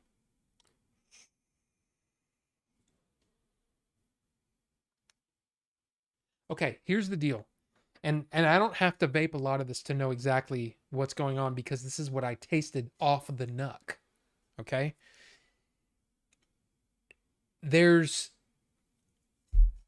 almost like they said, okay, here's our cream flavoring. It's basically a component to round out the flavoring. When you're mixing, there's some things that you go, why is that in there? Oh, it's only there to bring up. It's kind of like when you're making ice cream, right? When you're first making ice cream, you put salt in it. And you're like, why would you want salty ice cream? It's not going to taste salty. What it does is it's there to boost the other flavors to make them taste like, oh my God, like, oh my God, vanilla, not, hey, there's some vanilla in here. You know what I mean? It's like vanilla. You know what I'm talking about? Okay. So their base is very, hey, we're just back here chilling. Okay. Well, let us know if you need anything. It's not up front. The Snickerdoodle flavor is right here. The cream flavor needs to be brought up. Needs to come back from the shadows and come up front to round out this flavor and make it taste full. It doesn't taste full. It tastes like Snickerdoodle flavoring, a little bit of cream flavor, and that's it. And it tastes boring. Right now, this is a boring, boring, boring ass flavor. And again, in another situation, maybe in a mouth to lung situation, this might be a fine liquid. For me right now on a direct lung dual freaking coil setup at 75 freaking watts, it's boring. It's just boring.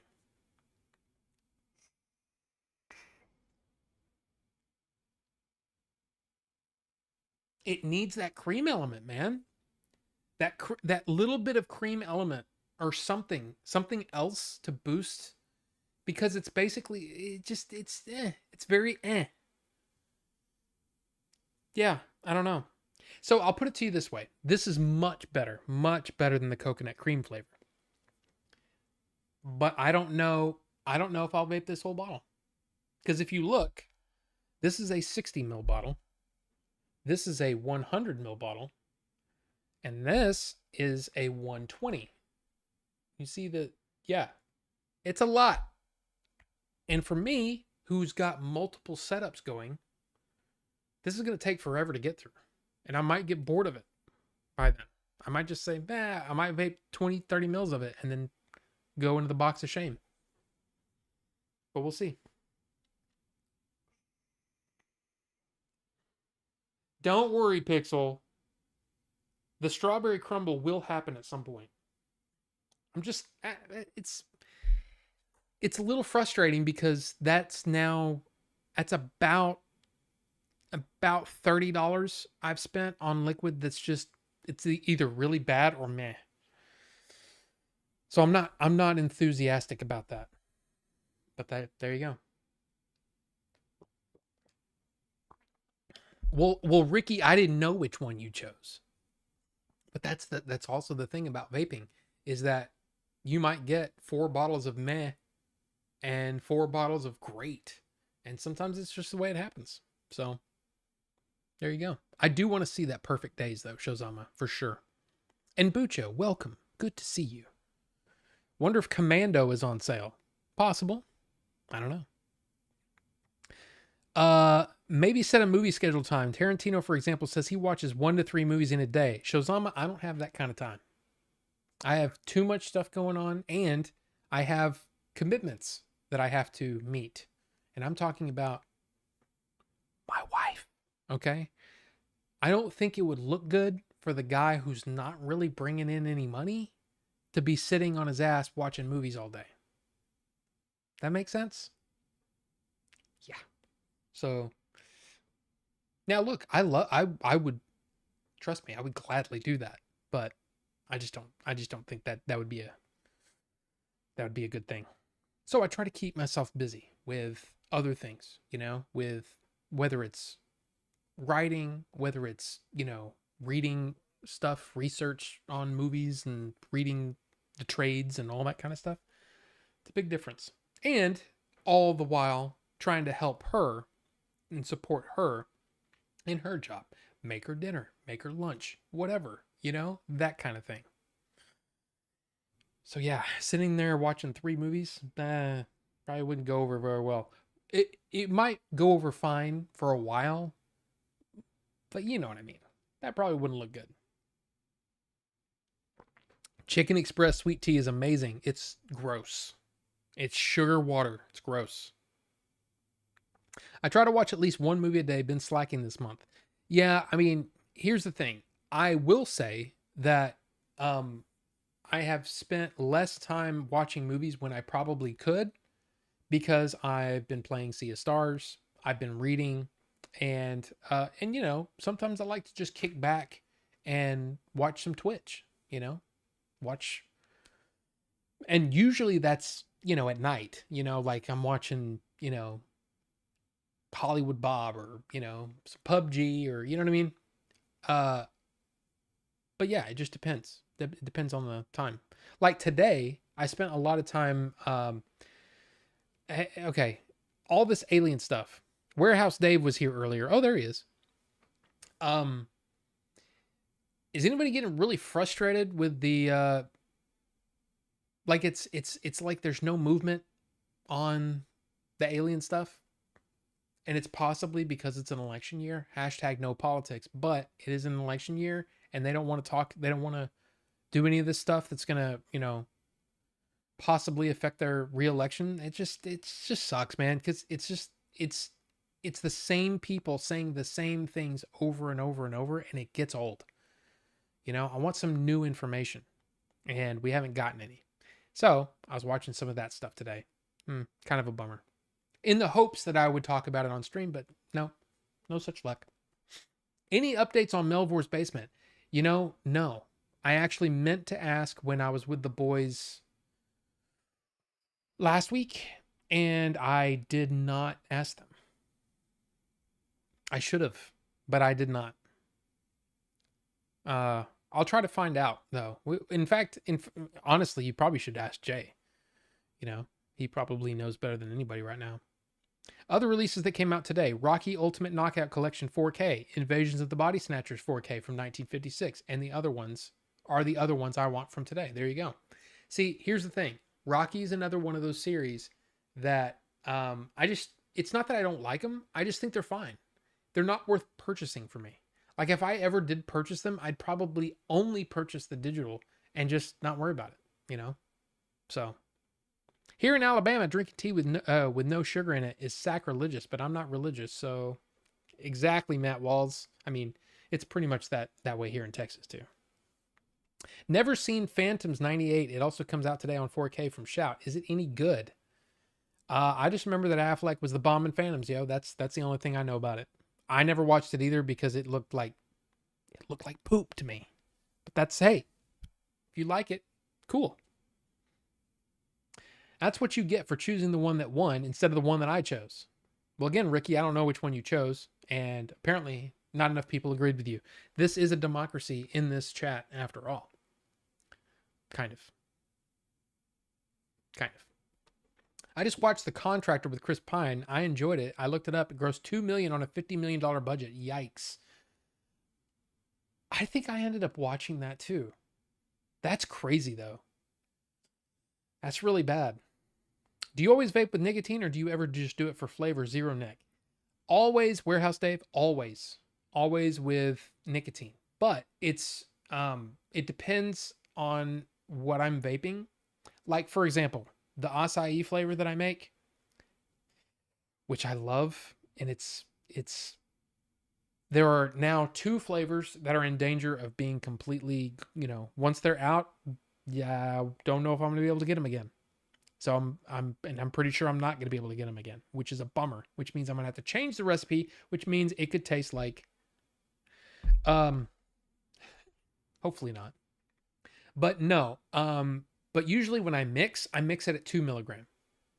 Or sometimes I mix it, like, for example, if I want to really drag it out, one of the things that I realize is that if I vape like 2 or 3 in a row, I'm good for like 30 minutes at 3 milligram with this kind of setup. I might bump it up to 4, so that way I won't vape as much. So it might stretch it out, but usually I'm at 3 milligram, which is when you buy it in a store, when you buy store made, 0.3% or 3 milligram is the lowest that you can get. But again, with me, with dual coils, direct long, I'm actually getting a lot more vapor than somebody that might vape 20 or 30 milligram off of a little pod device that's like direct long. You know what I mean? And the thing is too, you might need more than that. I think, in fact, I think Jim uses a direct lung device, but he vapes at 6 milligram because he was a heavy smoker.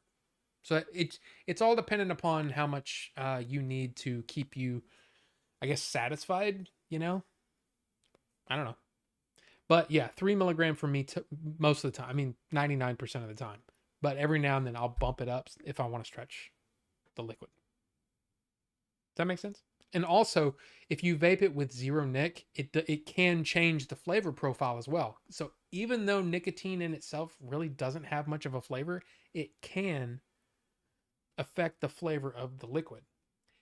That's another thing I actually didn't consider until now. Maybe they're using a, a version of nicotine that maybe I don't like, and maybe that's what's affecting this flavor. Maybe there have been a couple of situations. I know that this is not a vape show, okay, but there have been a couple of situations where if I vape a certain flavor or a certain, and it might be from a certain company, that it gives me a headache. And if I stop vaping that and vape a different one, I'll be fine. So some of them, if they're using maybe like a cheaper, crappier version of nicotine or wherever they're sourcing their nicotine from, it might not be as good. And this could be a situation here where I just don't get along well with their version of nicotine. Because look, Suicide Bunny, again, they sell a ton. They're a huge company, huge. And I actually wanted to support them because they've been big and, big into vape advocacy. They've really done a lot for vaping in general, not just manufacturers, other manufacturers of e-liquid and other stuff, but also really supportive of vape shops and things like that. So they've been really, really instrumental in being, spokespeople for the vape industry, which I appreciate. It just may be that I don't get along with their liquids.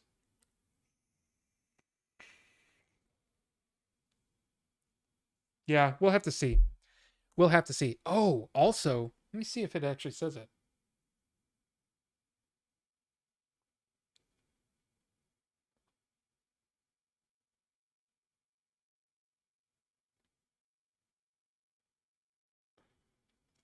They've also started to uh some companies have been sourcing nicotine that's derived not from tobacco. So some of them they actually extract the nicotine from tobacco in some whatever process, and some of them use nicotine that's been derived from other sources. This one doesn't say that. Let me see if this one does.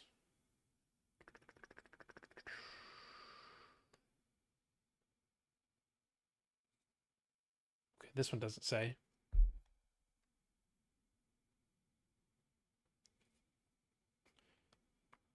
Neither does this one. But there have been some that I have purchased before that are the nicotine is derived from a source other than tobacco. But also, I don't know if this will show up. Triton Distribution, Richardson, Texas. That's like 20, 30, well, probably about 30, 45 minutes away from me. Should I go work at Triton? That would be interesting. Anyway. Anyway, that's yeah. Columbia Classics 4K Ultra HD Collection Volume 3. It happened one night, From Here to Eternity, To Sir With Love, The Last Picture Show, Annie, As Good as It Gets. 4K, $72 on Amazon. That's actually a really good deal. And It Happened One Night was fantastic. I own From Here to Eternity on digital. Haven't seen it yet. To Sir With Love, I don't think I've seen. The Last Picture Show, I own, haven't seen. Annie, I've seen. As Good as It Gets, I've seen. So that's actually a really good deal. Wow. Good call, Shazama. That's a really good set. I mean, if you're into those, you may say, I only really like one of those. But yeah, it's a pretty good set. What's your Chris ranking? Pine versus Pratt versus Evans versus Hemsworth versus Walken. That's tough. That's really tough. Of those, Walken's my favorite. Then probably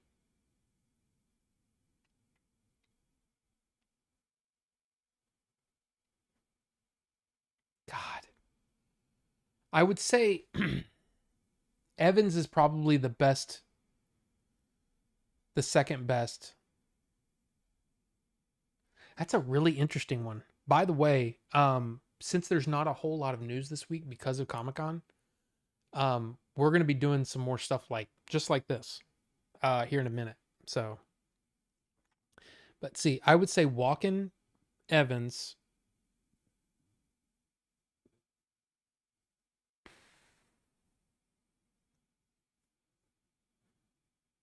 This is tough because you got Chris Pratt, I like a lot.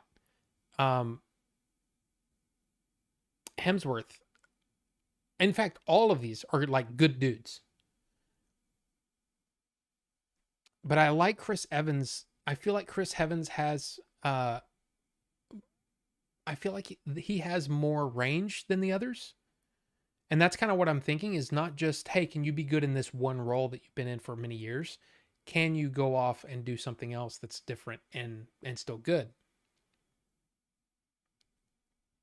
I almost want to say Evans. So Walken, Evans, Pine, Pratt, Hemsworth. Even though, like I said, I like all those guys. I feel like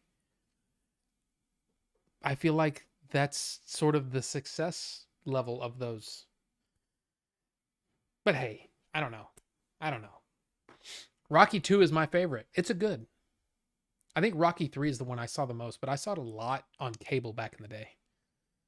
Gonna head out. We'll catch the rest of the VOD tomorrow, Rob. Have a great rest of the night. Gonna jump on and play some games with a buddy. Filbert, have a great one. Thanks for being here, and thank you for all the support. It means a lot. It means a lot. And by the way, Filbert, if you're still here, you may already be gone, but Filbert, your idea, we're about to talk about that. So catch that in the VOD. It's gonna be fun. Aliens may have intervened with the projectile that almost took out our next president. Possible. But, who knows?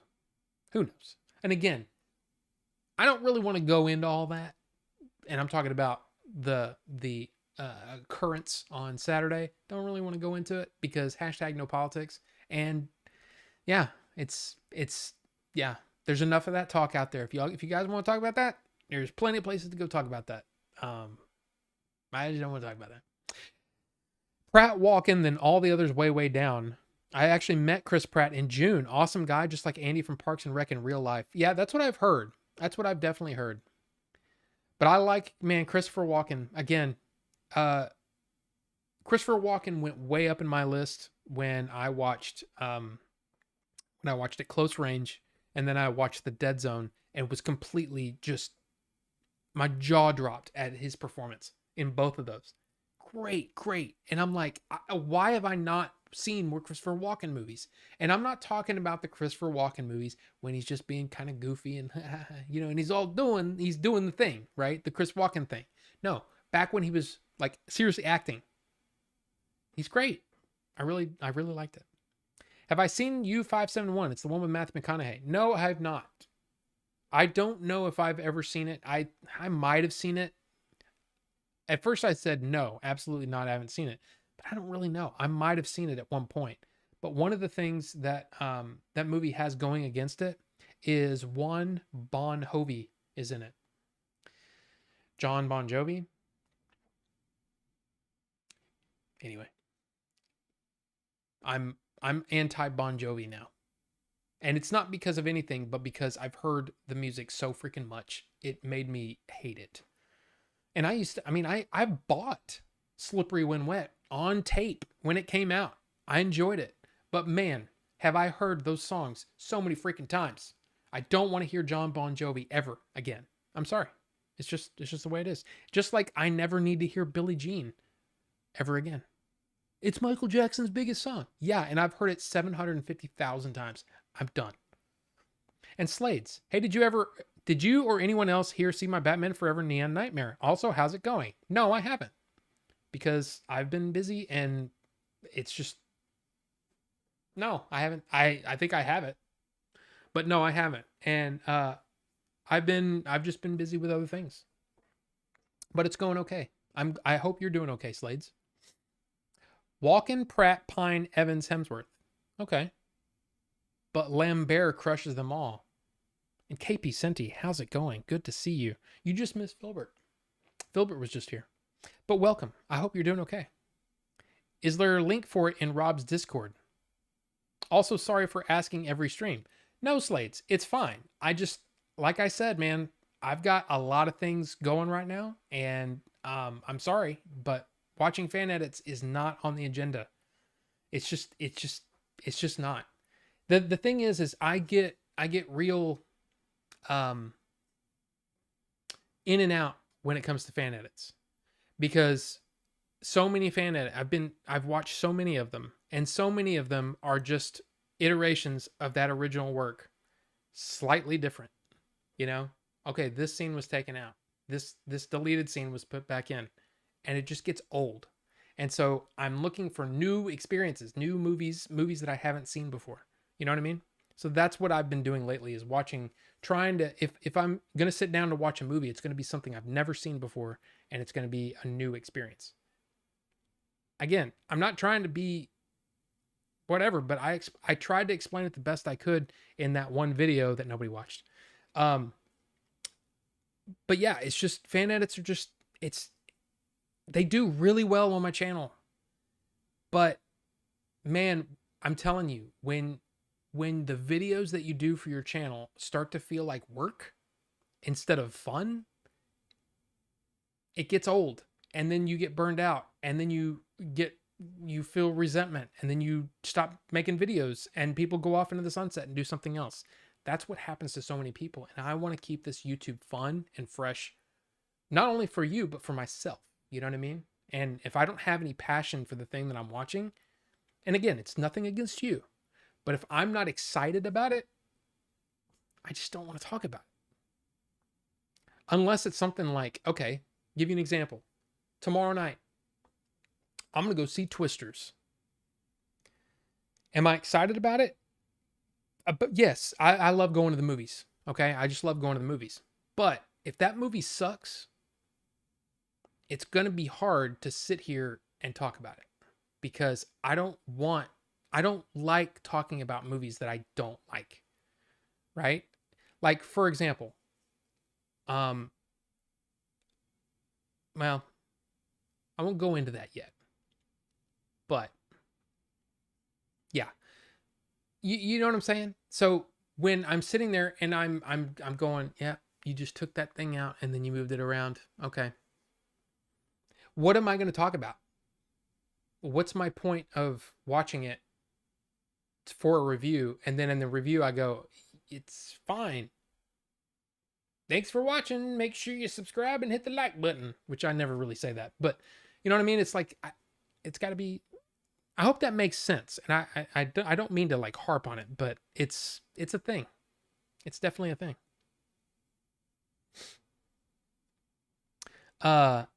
But I hope there is a link for it in the Discord. I can imagine Pratt is fun to chat to. How did you meet him? See, golf tournament. I was there at 6:30 and Pratt is just chilling by himself and no one around, so I went up to him to chat and get a pic autograph. That's awesome. That's really awesome. I tried to use aliens to bait you into politics. I apologize. No, Dave. It's no big deal. But I'm just trying to set the ground rules that it's not really what I want to talk about. Because have you seen my pic with Christopher Lloyd, Rob? No, Pixel Phoenix, I have not. Do you have? Is it on? It's probably in Dave's Discord, right? And Ted Milich, welcome. Good to see you. Wow, and we didn't run into each other. Oh, I watched some of your last stream's VOD, and I just realized how good your opening soak music is, by the way. Oh, thank you. That is me. That is me. In fact, there are some streams where I've played multiple songs that I've made. In fact, I recorded them back in 1998 on the good old Roland XP50. It's good stuff. Yeah, Bon Jovi ruined his career with music being so cheap to put on the radio and everywhere else, and he's in the movie but has very little to do with the story. I think he just wanted an actor's role. Yeah, probably.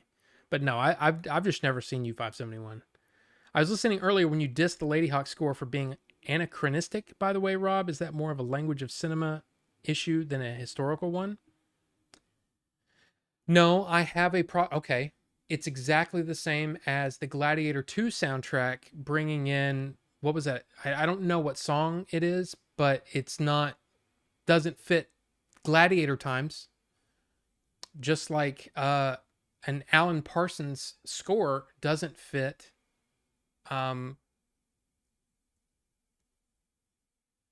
medieval times.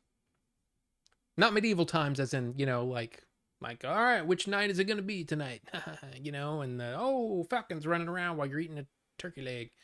No, Middle Ages.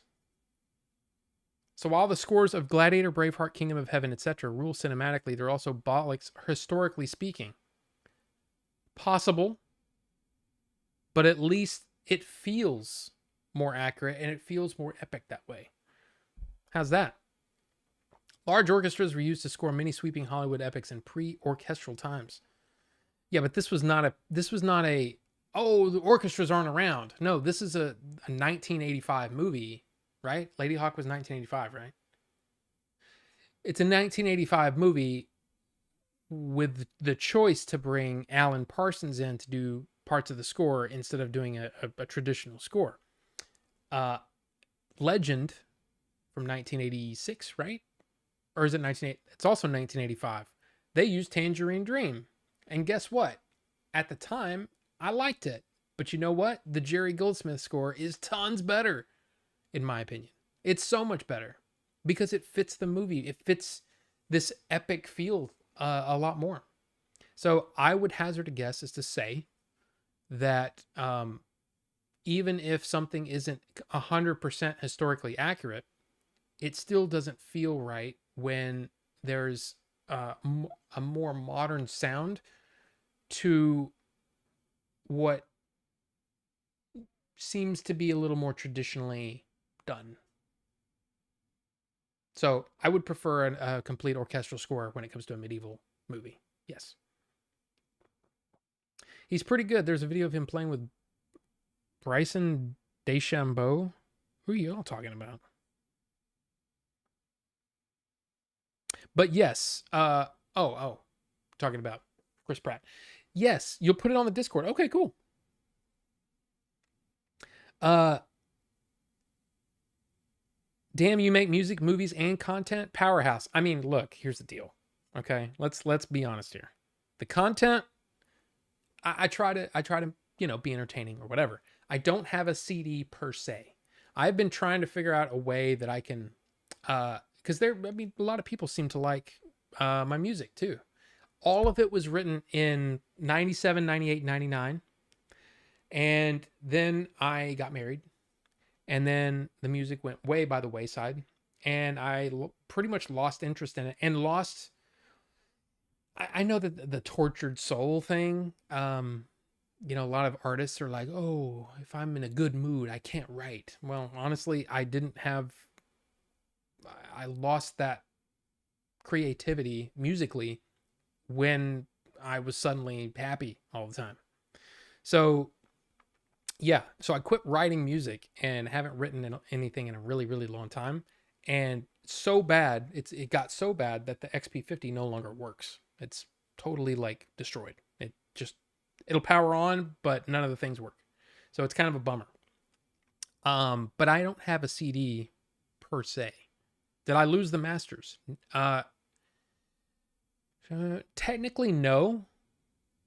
Everything is backed up, but I have, I basically at one point, I did a straight audio dump from the keyboard to my computer, and I have the MP3s and everything. So I have an MP3 of every song that I finished, and some that I didn't finish. There's some scraps that I recorded too, but I'd have to get another XP50 to load all that stuff in.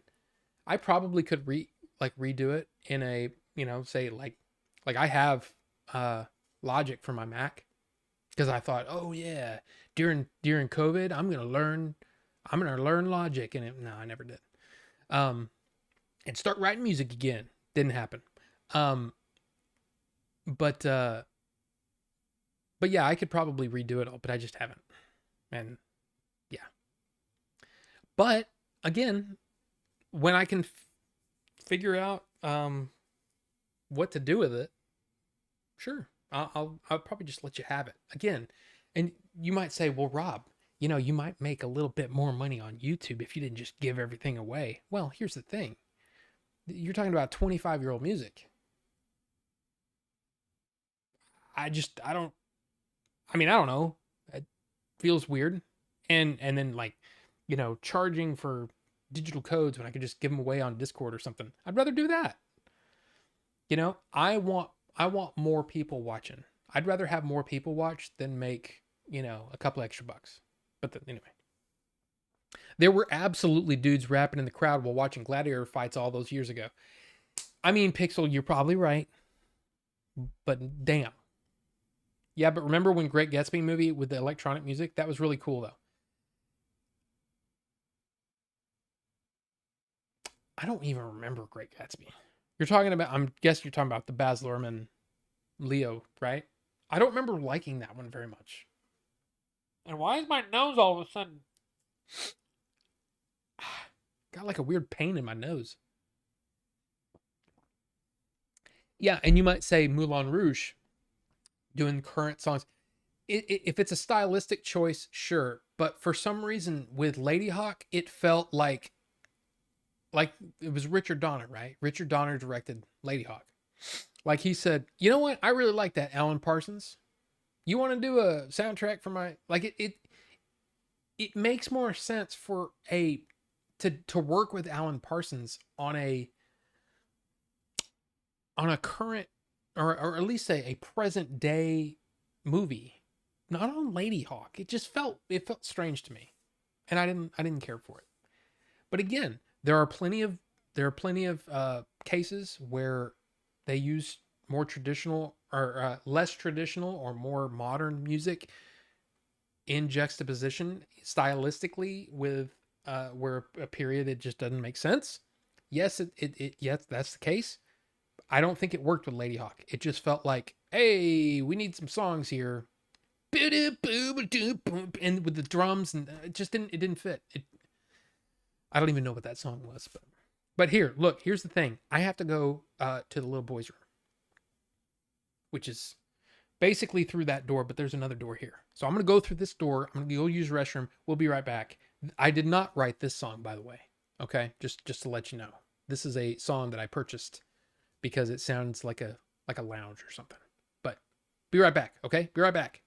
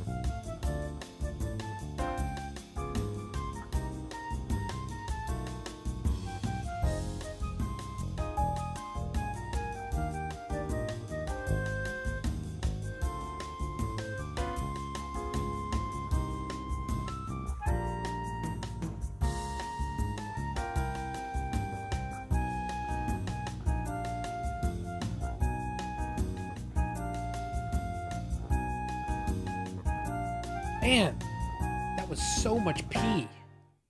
Seriously, that was a lot of pee. Like a lot of pee. Let's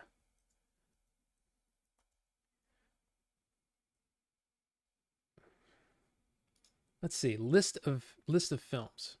Where is that? Just hold on a second.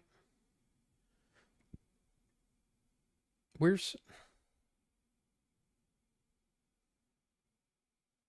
There we go. List of neon films. Okay. Cool. Because I want to talk about this.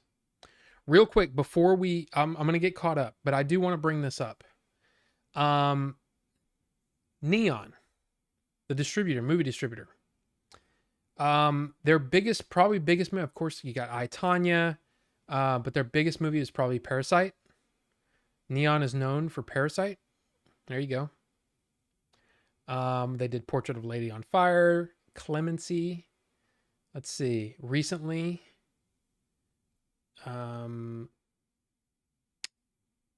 there's Titane, The Worst Person in the World, Spencer. Yeah, Fleet. I've never heard of some of these movies. Crimes of the Future. Interesting. Triangle of Sadness. And just recently, there's Anatomy of a Fall, Robot Dreams, there's Ferrari, and Long Legs. But also,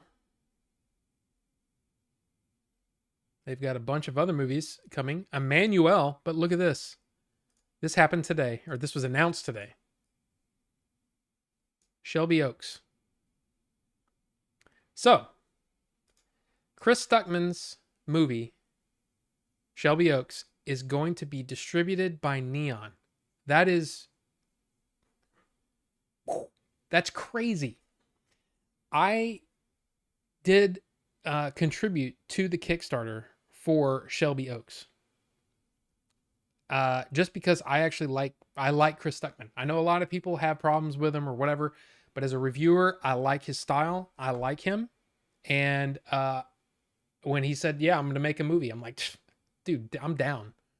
So yeah, I got a Blu-ray coming eventually. But yeah, very interesting. Neon picked it up. So not only did he have Mike Flanagan, yes, that Mike Flanagan, the guy that did all those great horror things on Netflix. Yeah, that Mike Flanagan. Dr. Sleep. Yeah, he directed that. Let's see. House on Haunted Hill. Yeah. The recent Edgar Allan Poe, what was it called? Fall of the House of Usher. Yeah, he just did that. He's the executive producer for Shelby Oaks and probably helped to secure this deal with Neon, which I think is cool, man. So a guy that's like, he does a Kickstarter, doesn't know if he's even going to make his goal, and then the goal just keeps going and going and going, and he makes like $1.4 million budget for his movie, and then he finishes the movie and goes into post-production and all this stuff, and then makes all these deals. I mean, this is awesome. It's actually going to have theatrical distribution, so there's a good chance that you will be able to go see Shelby Oaks in a theater next year. That's pretty sweet. So I just wanted to bring that up, and I just think it's cool. It's very, very cool. So there you go. Kind of threw me when Tarantino used a David Bowie in Inglourious Basterds. Yeah. But it's one of those weird things where it depends on the movie. I just don't feel like Ladyhawke there was any reason for it. And it wasn't like visually I was thinking, you know what this needs? I think some 80s Alan Parsons stuff. It just didn't fit. And then there were other parts of the movie with a regular score, and it was confusing. It was confusing. Anyway, those scores feel right, which is exactly why I said it's more of a language of cinema issue than a historical one. Well, right. There you go. Yes. That's okay. Yes. Glad you're home now, because I'm very much mistaken. That is where the heart is. But you're absolutely right, Bucho. Absolutely right. I'm not defending the Ladyhawke score or Gladiator 2 trailer. Oh, Glad He Ate Her. Standing there peeing like a minute straight, like, dude, yes. Dude, that was a long time. Why did this? Okay, it skipped a lot. Holy crap. Am I this far behind? But no, I didn't lose the Masters. And Christian VS, sorry, I had to go pee-pee. Oh, no MP3s. I'll be willing to back this project and pre-order. I love collecting music. Okay. Well, let me figure this out. Let me figure out how I would do it. And just see. But honestly, it's like, what genre of music did you make? Rap? No, it was more like well, okay.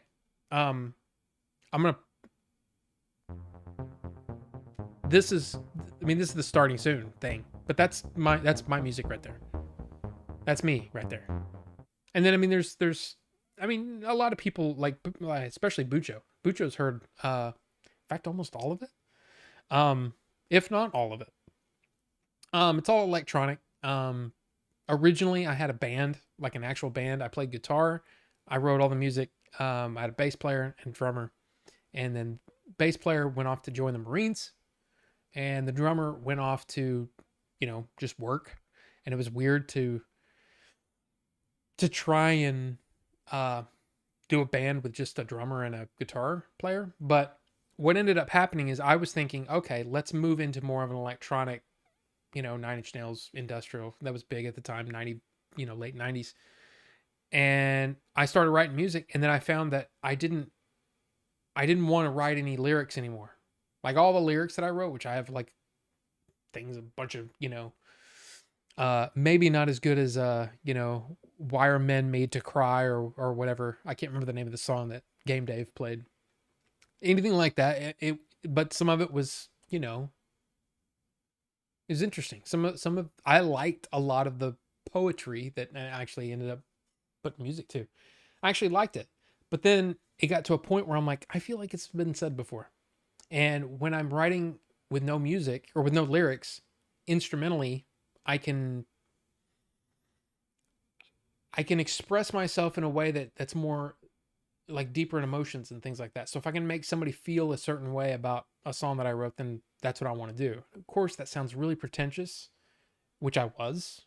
I may still be pretentious for sure, but that's how I was thinking. So I stopped playing guitar, and he stopped playing drums, and we started doing stuff on the keyboard.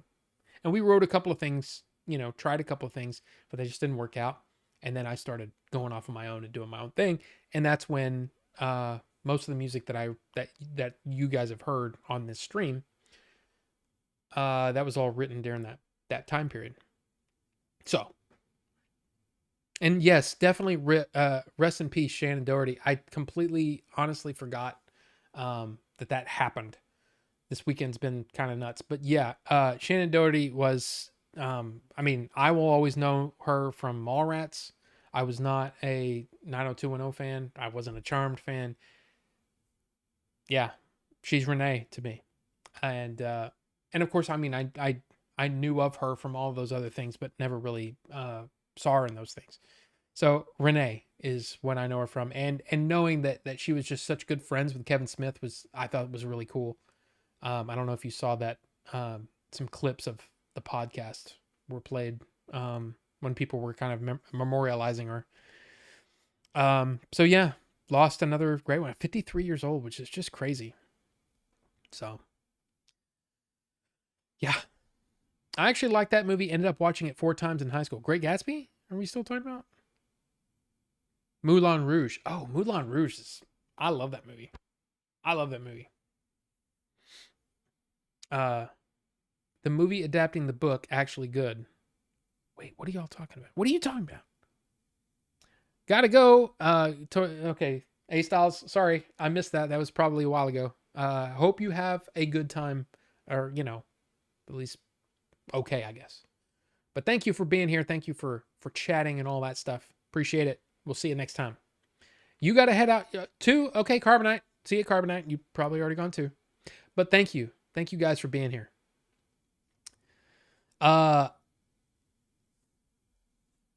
But no, Bucho, you were absolutely right. It's the language of cinema just doesn't work. Wait a minute. That's also why I'll come at you like a spider monkey when you fall for stories about movies beating box office records which fail to account for inflation, because I'm such a horn dog for context. True, Bucho. But I think Inside Out 2 is destroying a lot of records right now. And it's probably the number one movie of the year. It'll probably be the biggest animated movie of all time. And it'll be, of course, because of that, it will also be Pixar's biggest movie of all time, even adjusted for inflation. So it's pretty impressive. Usher's House is still good, though. I'm not sure what that means. Where does Chris Stuckman rank against the other Chris directors? Nolan, Columbus, McKay. Well, I mean, I haven't seen the movie yet. Christian VS. What about Adam? Wait, hold on. Adam Shub Design. What's going on? Good to see you. Good to see you. What about this Glenn Powell dude now in every movie? Okay, so you've got Chris Pratt, you got Glenn Powell, you got Giancarlo Esposito. If your movie's coming out and you don't have one of those, you're doing something wrong. Because apparently you need one of those three in order for the movie to work. Giancarlo, Chris Pratt, or Glenn Powell. But you're right. He is in a lot of movies. But no, I haven't seen Shelby Oaks yet. I would love to interview. I actually reached out to Chris Stuckman a while back to see if I could interview him or he could interview Billy for his podcast, because he was saying, "Oh, I want to talk to some, independent directors and blah blah blah, and getting a movie made and all this stuff." Never heard from him, but yeah. Oh my god, a band, so cool, man. It wasn't that cool. I mean, it was fine for mid '90s, garage band. Not garage band, a garage band. Not garage band the software. You understand? Not on Mac, garage band. No. We never played anywhere. We did record a couple of songs. They turned out kind of crappy. I'm gonna be honest, not good. I thought that I had some talent in the composition. I don't think, especially now, I don't think I was a good singer, and I was definitely not that good of a guitar player. It didn't work. My talents weren't in those areas. My talent was in the composition and making something whole, which is why when I finally got this keyboard that I'd been wanting for a long time to try to write some music on my own, I found that I could do the whole thing, and it has a full soundscape in it, and it really works. There's things, little things that differentiate it from, I don't know. I just felt like I was good at that. The composition part. The actual playing of physical instruments and singing, not that great. So that's also a reason why I was like, I'm not that good of a singer. I'm okay, but also I know a lot of people say, no, I don't hear that at all. I hear this nasally. My voice sounds very nasally to me. So I don't like the way my voice sounds. So at least when I'm singing.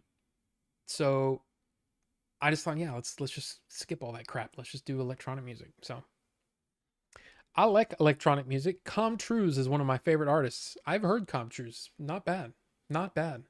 And honestly, the lyrics part of it was fun. I really enjoyed that because and especially because I was going through, early 20s malaise and just like, ooh, I'm rebellious and I don't, right? All that stuff. I was getting all that out. I had a vehicle for that, for those feelings. But yeah, it just, after a while, it was just like, okay, I feel like everything's been said, so I'm not, like there's one that I wrote in one, it's a song, but it's, 1, 2, 3, 4, 5, 6, 7. That's pentameter, right? I don't know. It's something like that. What was cool was it went like 7 7 7 9 7 7 7 9 7. So all the verses were written with 7 7 7 9 7 7. I don't know if is anybody into poetry? Yeah. So that's how I wrote this one song, and it's the one that I'm most proud of, and I wrote it in, seriously, minutes. It just flowed out of me, and it all rhymed. It was pretty good. It's pretty good. But again, it's fine. I've listened to Rob's tracks a bunch of times and never got tired of hearing them when they pop up. They hold up real well, even here in the future. I appreciate that, Bucho. Rob makes music even better than the Police. Nah, I don't think so.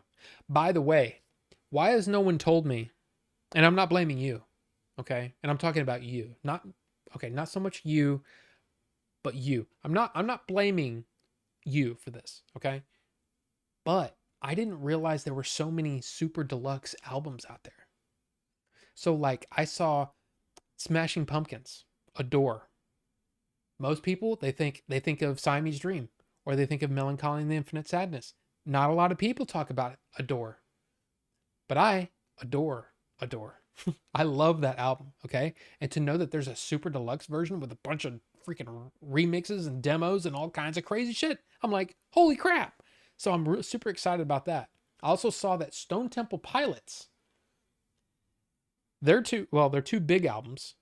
Plush and Core. I think that was the first one and two, right? Core and then Plush. Is that right? I don't know.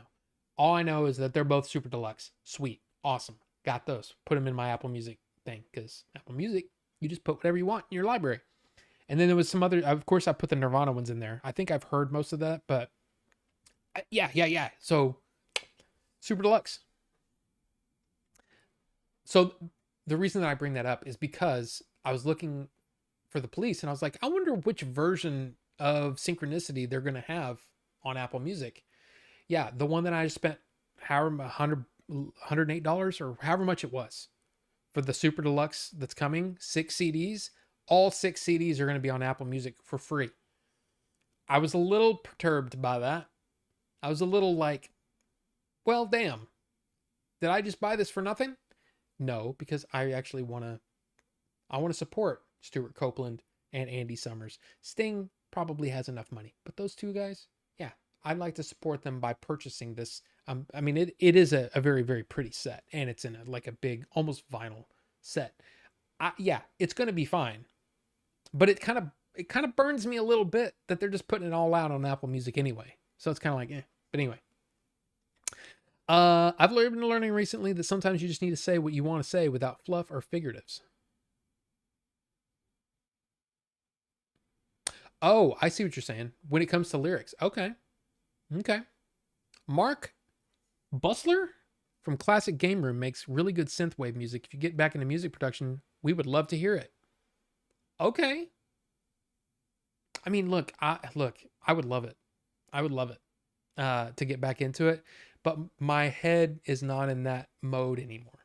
It's almost like it's a different way of thinking. It's a different gear almost like of creativity. And lately, when it's time to be like super creative, it's in, okay, what else can we do? By the way, we're back at work on the script. Billy came up with some ideas that I think are just awesome. And so he's actually going to take a couple of weeks to kind of go through and figure out some things with the script, and then we'll revisit it and see if we can incorporate some new ideas. Because here's the thing. I think with anything creatively, you can always get better and you can always do better. And so if we can make it better, then that's what we're going to try to do. So we're going to, and the thing is, I'm excited for the script. Billy said he was excited for the script. I'm like, guys, I want to make this movie. So yeah. Anyway, so there's a little update on that. But yeah, music creativity is different than, us writing the script. So I don't know. We'll see though. We'll see. Chris Pratt,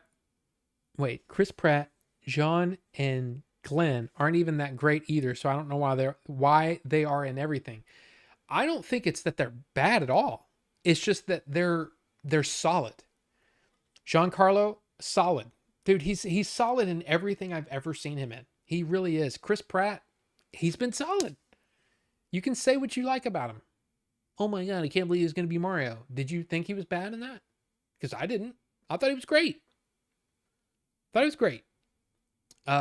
I think he's really funny in everything else. So that's just the thing. Glenn Powell,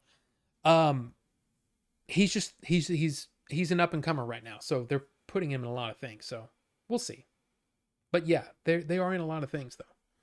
I finally started watching the first Inside Out based on your recommendation about halfway through, and Sadness is my favorite character too. Yes. I would add to cart volume 2 and volume 3 of Hitchcock 4K collections if the sale had it lower. Yeah, some of the sale prices are kind of like, is that really much of a sale? I don't think so. You know, like, for example, Shaw Classics Volume 4, the one that I don't have yet. They have it from the incredible price of 122 and something and change down to 116 and change. Ooh, a $6 savings. That comes out to about what? 5%? It's not that big of a deal, you know? So it's kind of a bummer on some of them, but some of them have been great deals. One of them that I got was almost half off, and I was very happy to see it because it was in my wish list. Deluxe albums are new normal now in Western music, even in new music. Yes, but I'm not talking about a couple of tracks here and there. The super deluxe have, like, again, the Please Synchronicity set that's coming out at the end of this month, July 26th, I believe. 10 days. Oh my God. Has like all this unreleased stuff. And I'm just excited about that because I love the Police. I love the Police. So yeah, Siamese Dream was their best. I mean, sure. I agree. I mean, I have Siamese Dream, but I love Adore. Something about Adore, I just really loved it. Core and Purple. What did I say? Plush? Oh, Plush is the name of a song, right? It's been a while since I heard STP, like actually like listen to a bunch of STP, but it was like, this is a great time to listen to more because I like Stone Temple Pilots. Was Selma Hayek here?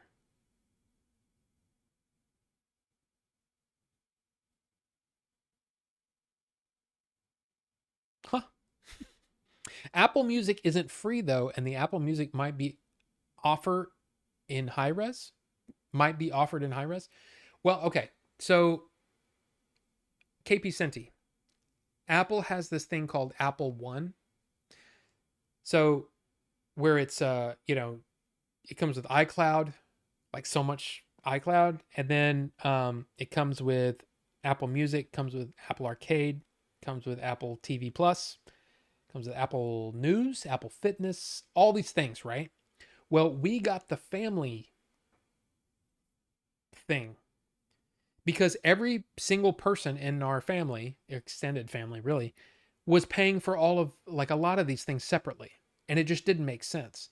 Just in the iCloud, Apple One, the family plan pays for itself. We're actually saving money, more money than what we were paying for iCloud, just iCloud before that. So then we got Apple, Apple Music is part of our thing now. So, and Apple Music is pretty good. It's pretty good. And the fact that it's all synced together with everything. So, I mean, it's still not free. You're right. But I mean, for me, it feels practically free because we were paying for all that crap individually anyway. All the people in our extended family. Chris was a great Mario when they had the Italian accent in their commercial. But then he went to Chris Pratt. It's fine. Don't forget, Glenn Powell's star power was held back because of the release of Top Gun Maverick. It took forever due to COVID. He lost like 2 years because of that. Absolutely. And then suddenly it was like, wow, he's in a lot of things. $6 is $6. I'll even take $1 discounts. I don't care. But here's the thing. Here's the thing though. $6 off of $122. It's not enough for me to pull the trigger. Can I request a watchy? Billy, interesting. It depends on what the watchy is. If it's what I think it is, then no. Because we got other things to do. But yeah, it depends. Yeah, but it's still not free. Yeah, okay. It is good, trust me. I love my lossless music from there. Oh yeah, for sure. It is good stuff. You know what it is. Yeah, then yeah, we probably won't watch that on this channel. Doesn't really fit this channel. If you were in Jay's stream Friday night, you know what we were gonna watch. I just don't like Mario without the Italian accent as well. It's fine. Is it hot in here? Is it just me? Maybe. And Robert Rivera, welcome. Welcome to you. Now, uh, I think I told you guys about this. I am not affiliated with this in any way. I'm just a fan of the idea. Um, but Robert Meyer Burnett is doing this audio drama. Let's just look at it. So, True Noir, The Assassination of Anton Cermak, audio drama from Road to Perdition author Max Allan Collins. Yeah, the Kickstarter's up. So if you're interested, it's up and going. And it just went up yesterday. I got to tell you, there's all kinds of, rewards and all that kind of stuff. But here's the thing. On the page here, in fact, it's probably down here. Yes. So if you go down a little bit, you can see the stereo mix and the 5.1 mix. I love this idea. It's like a if you've ever listened to an audiobook that's been sort of dramatized, that's what this is like. But it's cool. It's really, really cool. And you've got some really, I wouldn't say like A-list actors, but a lot of people that you know. William Sadler, who was he was in Shawshank Redemption, he's in Die Hard 2, he was in The Green Mile. He was the girl's dad in The Green Mile. Yeah. So there's that. William Sadler. There's Anthony LaPaglia, who was in what is that show? What I know him from is he was the guy running the show or running the store in Empire Records, but he's going to be Al Capone in this. Katie Sackhoff is going to be in it. It's cool. It's just a cool idea. And I like Robert Meyer Burnett. So I was kind of like, yeah, I want to check this out. And then when I listened to the proof of concept, I was like, yeah, that's awesome. I listened to it in 5.1 on my surround sound system in there, and it was cool because there's a whole situation where the guy comes in the door. There's some people playing cards over here, and they shoot, and it whizzes past your head. It's just freaking cool, man. I just enjoyed it. And so, yeah, I'm probably going to throw some money down on this. So if you're interested, again, True Noir is the name of it. And lately I've been into the noir stuff. So yeah, it's up my alley. So there you go. Is this like the old radio dramas from ages ago? Yes. But it's done with more current technology, the 5.1 actual 5.1 surround.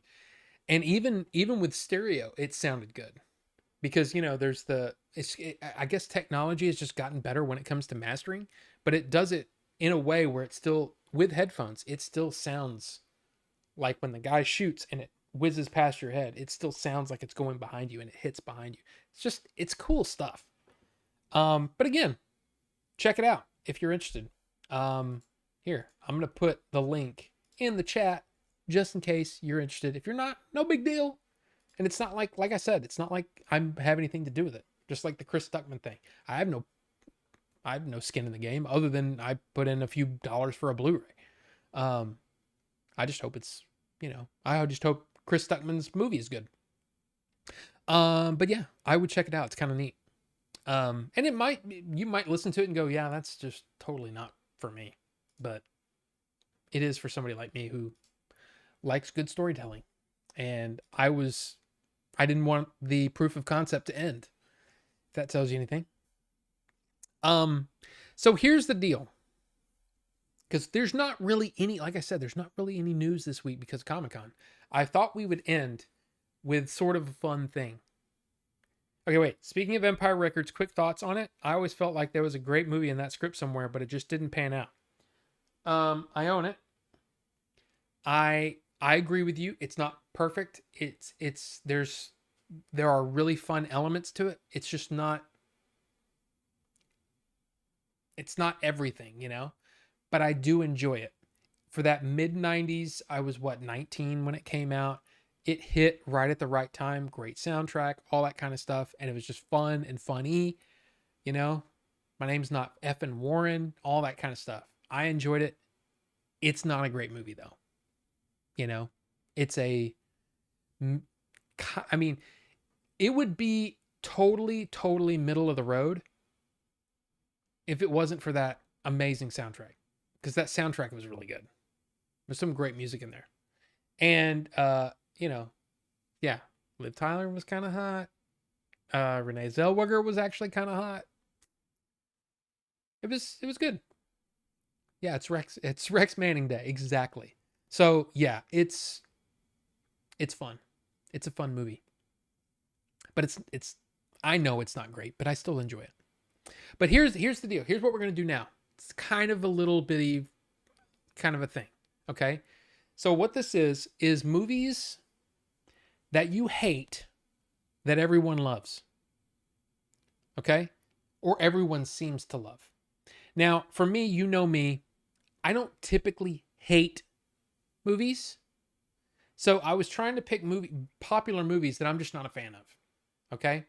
So what I want to do is I want to go through mine and then you tell me yours, okay? Because I'm not going to look at chat for a minute while we do this. Gotcha? Okay. So the first movie, and this is going to piss some people off. They're going to be like, "What?" There's a lot of people that love this movie and they talk about it. The people that love this movie seem to talk about it incessantly. I'm just not that big of a fan. And this is going to be one of those where you're going to be like, "What?" That's right. Arrival. Denis Villeneuve, right? Beautiful movie. Beautifully shot. But man, people went on and on about it's the greatest movie ever and all that kind of stuff. And I'm like, I was shocked by the ending. And I'm like, I saw the ending coming like in the first 20 minutes or something. And I'm not one to do that. So I just thought it was fine. It was just fine. Right? So there you go. There's the first one. Now again, I might piss some people off with some of these. But again, this is just for fun. And again, I don't hate these movies. I just don't like them anywhere near what people seem to love. The next one, it's a favorite. That's right. Forrest Gump. I think part of the reason that I dislike Forrest Gump as much as I do, and it's not that I hate it. I don't hate it. I just don't understand why everybody was like, "Oh, life like a box of chocolates." Like, okay, but there were two better movies that year. Shawshank, Pulp Fiction. Yeah, but those are both rated R. Shawshank Redemption had a terrible title, so nobody knew what it was, and it really found its audience on video, and yeah, Pulp Fiction is rated R. So yeah, for most people, Forrest Gump was the best movie. Okay, fine, but I still don't agree. I don't agree that Forrest Gump should have gotten all the attention when it came Oscar time. It really irritated me that Forrest Gump beat out two of the best movies I've ever seen. So there you go. This one is I see some things in there. This next one, man, people were talking about this movie like it was the second coming.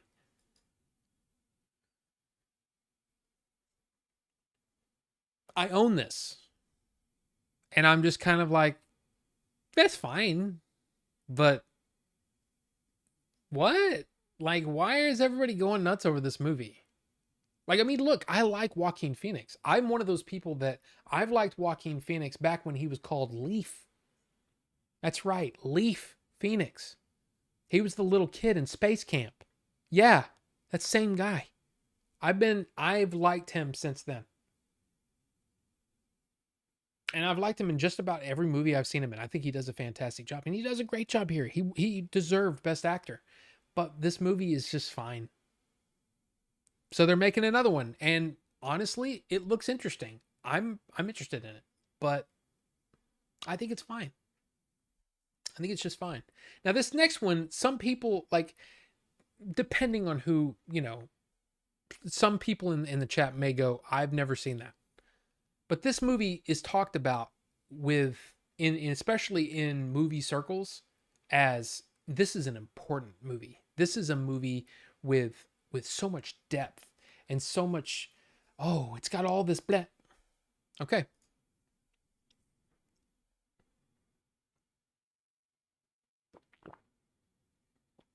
I watched this movie opening weekend and walked out going, what the hell was that?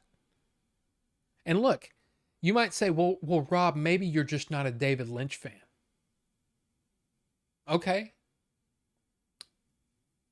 Can he make a coherent story, please? That's really all it is. Like, this one it's borderline incoherent.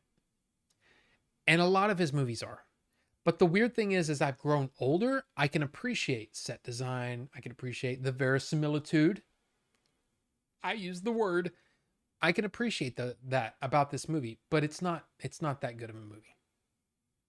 Why is that doing that? I wonder if that's gonna work. Well, I guess we'll see. So yeah, in a lot of ways, this is in a lot of like, go to Letterboxd and look up Mulholland Drive. You'll see a bunch of people just, losing their crap over this movie. But there you go.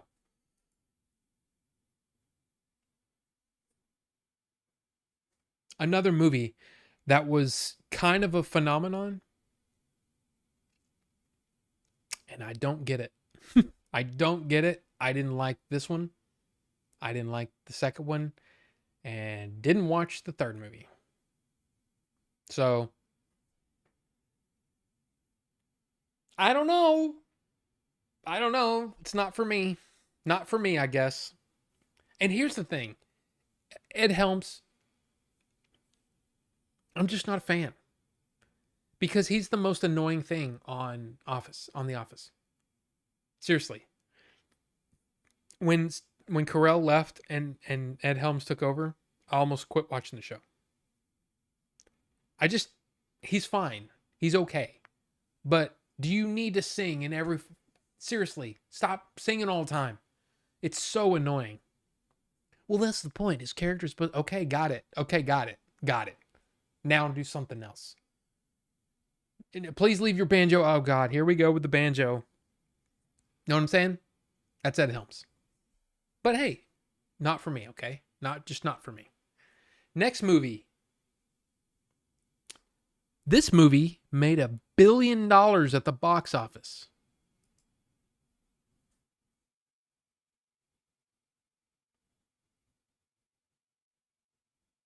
Anyone?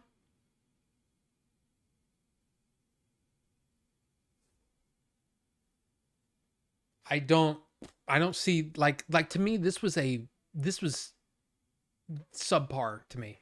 I did not like this movie. But I don't know. I just didn't. I don't know. I just don't get it. I don't get it. Now this next one is really like Bucho's waiting for this one. Bucho knows this one's coming.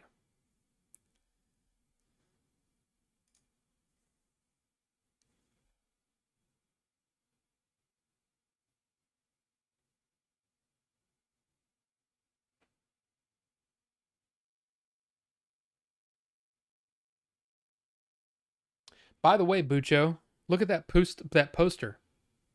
Look at that poster. Look at the size of the Transformers on the poster and the size of the people in the poster. I wonder who's going to have more screen time. But look, here's the thing. This is all opinion. If you love some of these movies, I'm not saying that they're bad. I'm just saying they're not for me. And on some of them, I don't understand how they got so popular. I really don't. So let's talk about this. Let me get back to the chat. Welcome. Hi. Hello, everyone. Wow, boy, y'all just really started talking. Okay. I love the original Blair Witch. Arrival is fantastic. Yeah, see, I just didn't do it for me. My boyfriend made me watch The Matrix a few months ago, and I really didn't like it. Okay, that's an interesting one. Wow, interesting. Greatest ever? No, but dang good. Whoa, deja vu. Really? The Godfather. Oh, you don't like? Are you seriously? You don't like The Godfather? I mean, I get it. I get it. I get it. I really do.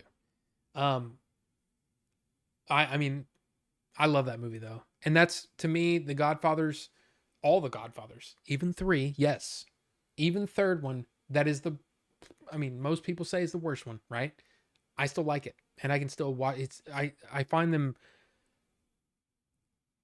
just completely watchable, but that's just me. Let's see, Gump. I can see that. I saw this movie in school. It was okay. Forrest Gump was replayed so often on cable. Yeah, on all the shrimp stuff. Yeah. The box of chocolate line was so annoying. It didn't make sense. Chocolates are labeled. Well, I get kind of what he's saying. Like what is it? What are the box of chocolates where it's they're in little paper cups and they're all different sizes and different shapes and you never know what you're gonna get. I mean, I kind of get that, but in BC, Pulp Fiction is more overrated than Gump, and Gump is overrated. Well, see, here's the thing. Uh, okay. I mean that's difference in opinion, and that's what we like here, right? I'm just saying that, man, for me, Gump was just everywhere. And it was like, why are you guys not championing Shawshank? Like, there are plenty of things in Gump that, regardless of whether you like the movie or not, I mean, like I said, I don't think the movie's terrible. I like the movie. I think I own a digital copy of the movie. But there are things in that movie that look funky and they don't look right? Shawshank? Name me one problem with Shawshank. I don't think there's anything. That's one of those movies where it's kind of perfect, and I don't know what you would change. Pulp Fiction, sure, you can probably say whatever, but Pulp Fiction sparked my imagination. Where Forrest Gump was just kind of like, that's fine. Insanely overrated. Wow. People bought Joker to own. Hey, I bought it because it was inexpensive and I wanted to see it anyway. And April was really interested in seeing it too. And then she goes, you can watch that without me. Let me know if it's any good. And then I watched it and I was like, you won't like this. So she still hasn't seen it. Is this the same Joker character from Teen Titans Go? No. No. That Joker is different. Pulp Fiction is just fun and satisfying. Mulholland Drive? Never heard of this one either. Yeah, Mulholland Drive is a it's a strange movie.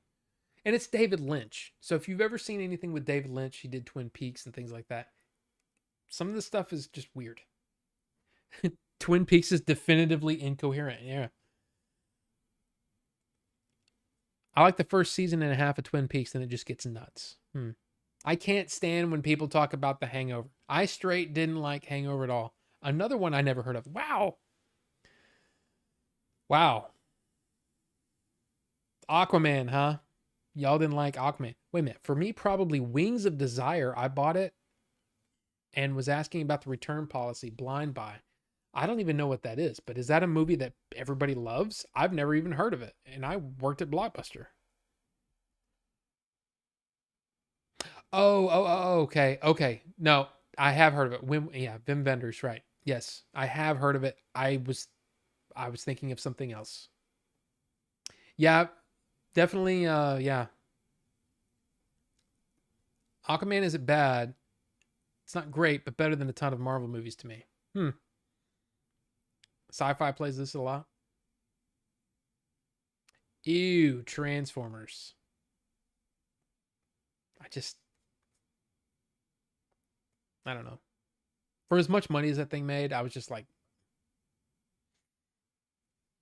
yeah, KP Senti. Bucho and I, this is Bucho, by the way. That's him with his OG Order 42 shirt that my dad made a while back, but he sent one. He sent one to Bucho. Bucho's been a long time supporter of the old Order 42, or just really Rob. But yeah, Bucho and I have had a long set of conversations over the years about the validity of Transformers and why I think it's terrible and he thinks it's just like any other good, fun Michael Bay movie and blah blah blah. So that's what that was for. When I said, who's larger on the poster and who should be the main characters, the whole point is, it's one of my things that I don't like about the movie is that why is it called Transformers and yet we're following Shia LaBeouf around most of the time? But anyway, there it is. Hatred for OG Bayformers is one of the sunshines of my life, a gift that keeps on giving. The Matrix felt like it had too many scenes run too long just to look cool. I can see that actually about the original, especially. But yeah, I get that too. I get that too. The CGI of the Transformers pulled in for sure. Oh yeah. I mean, it looked pretty crazy, but then there are some scenes where it just looks like you take some aluminum foil and then you just put it in the camera and do this. And that's what it looked like when they were transforming. And I'm like, I don't understand what this is supposed to be. Stop it. Stop doing that. So Godfather 3 still has great Al Pacino acting and great anger. Yes. Pull me back in. Al Pacino's, he was still good. He was still good in that. I think Sicario is the main movie people love and I just didn't like. Yet I liked Sicario 2. Better gunplay and no Emily Blunt. See, there you go. I think it's exactly the opposite. I think Sicario 2 is good, but I like Sicario 1 better. But then, didn't care for Gummo. Wish I had that time back. Yeah, but see, I know of Gummo. I haven't seen Gummo. But is that really something that everybody likes, Gummo? I don't think so. Bucho is an ace Kiwi. Really, Wraith? Really? Ace? Like Tom Ace? Is Avatar overrated? Possibly, but really that's if this was a question of if it's overrated, I would say probably. But this is a question of movies that in this case, was movies I didn't like that everybody else seems to like.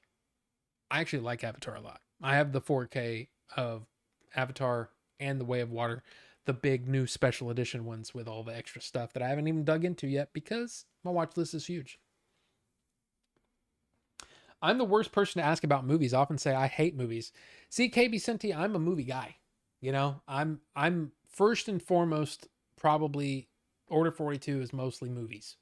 But there is, every now and then there's some book stuff, which is weird because you would think it'd be the other way around. Like it'd be mostly books and then look at these little tiny movies. But the thing is that you don't see is that. That's a lot of freaking movies. And yes, that is kitty litter because of the jug or the box of old liquid. But yeah, that's a lot of freaking movies that I have. And that's not even all of them. So, yeah. The cat litter is for... So here's the thing.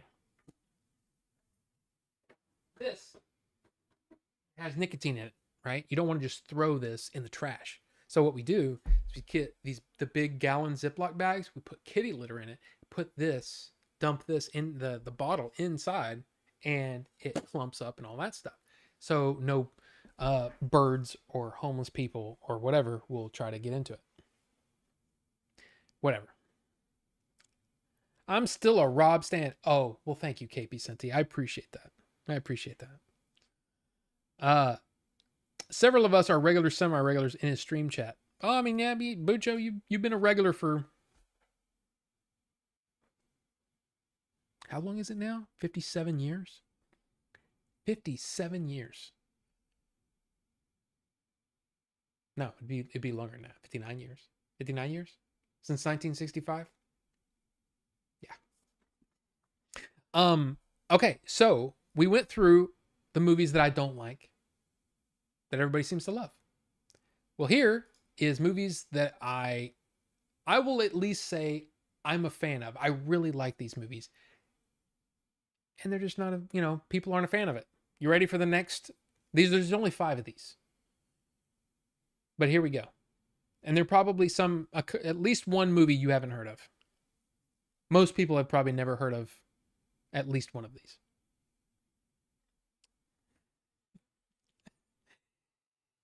Yeah. So Horizon, by the way, is on VOD now. So you can rent this for $20, or you can buy the movie for $25.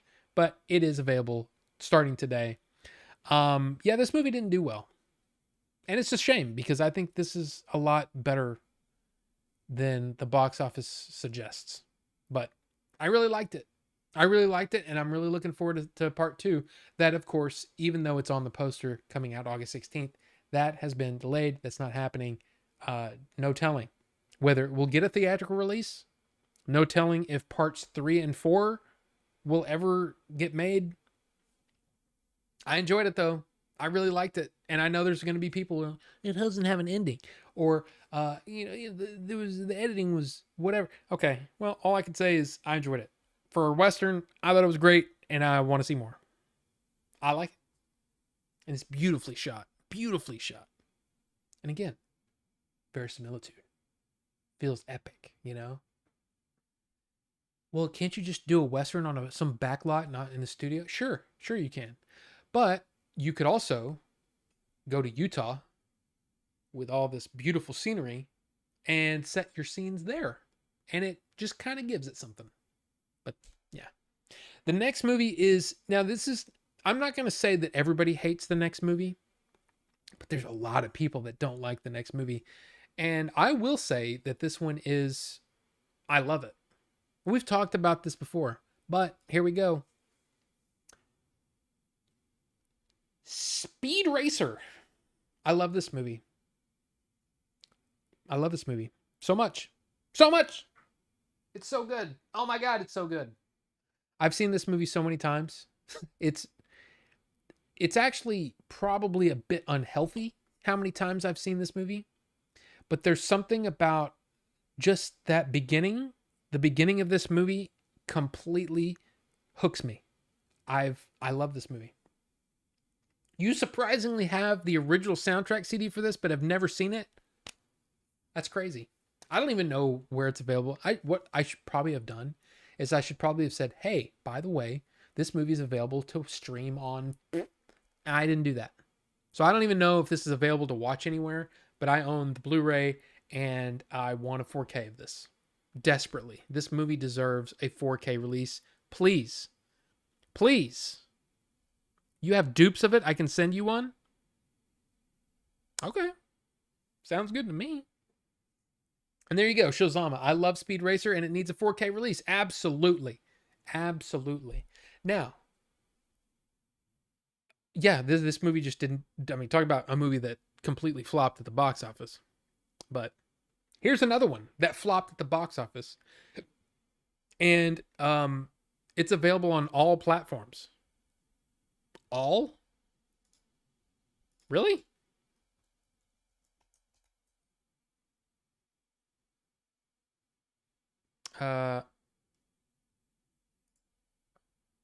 Well, right.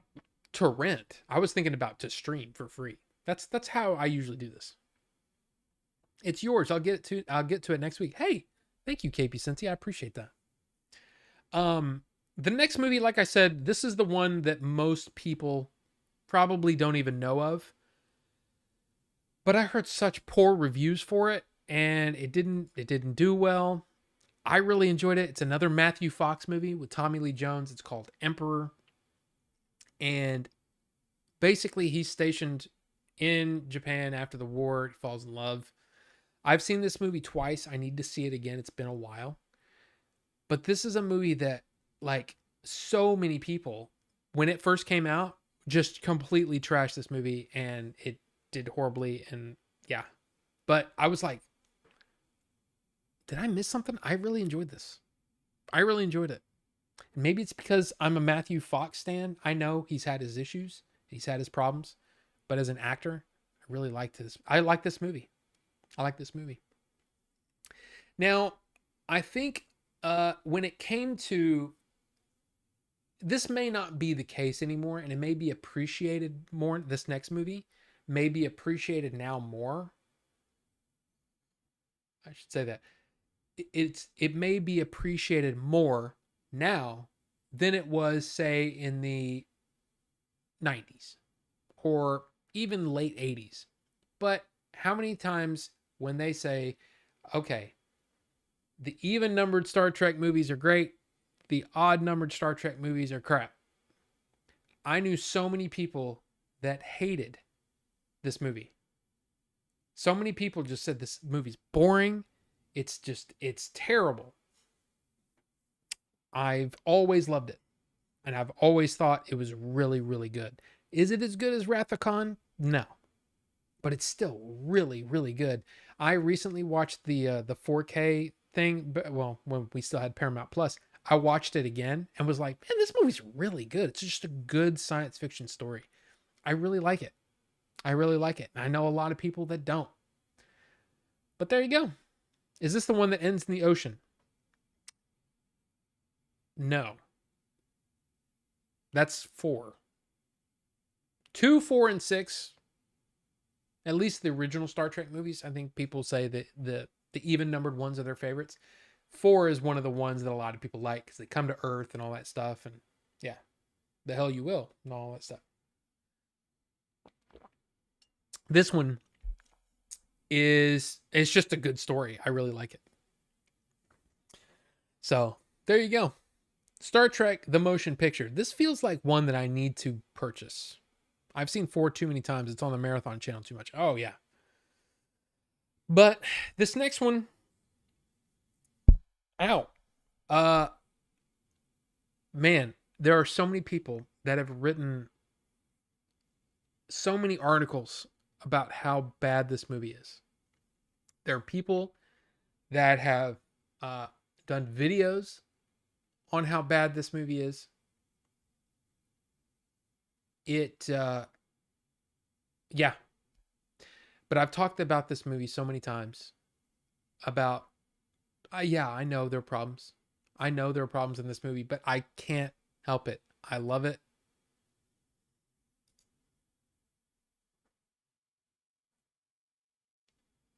I apologize for bringing it up again, but I love this movie. Okay? A lot of people hate it. A lot of people hated this movie. I really enjoyed it. I enjoyed it for what Ridley was trying to do with it. But even then, I still don't know if Ridley knew what he was gonna do. But that's okay because there are absolutely amazing sets, amazing scenes. I enjoy it. So there you go. That is my list. So let's see what you guys said. Interesting. I still want to see Horizon. A good movie is a good movie. I really enjoyed it. But yeah, and it is part of a 4-film series, Horizon. But it's so interesting because I just don't know. Because apparently next month they were planning on releasing part 2, and then he was immediately going into production for part 3. I don't know if any of that's happening now, and I feel so bad for him. And it's not like I have any like real skin in the game other than I really want to see the movies, to see the story play out. I'm not even as much of a Kevin Costner fan I may or may not be. I don't think I'm anywhere close to some, I don't hate him, obviously, and I don't love him. He's just kind of there. but he's in a lot of movies that I really enjoy and I really like. I love Dance of the Wolves. Um, so I was expecting a good Western and I got one. So yeah. Let's see. From the creators of The Matrix. Yes. Yeah. Well, I mean, the Wachowskis, look, I think they nailed it. I think that movie just absolutely nailed the the feeling of Speed Racer. And the one thing that I cannot keep, I seriously, it's one of the things that kind of blows me away every time I see it. All of the actors are completely 100% in, and none of them are treating it like a joke. All of this stuff is absolutely ridiculous.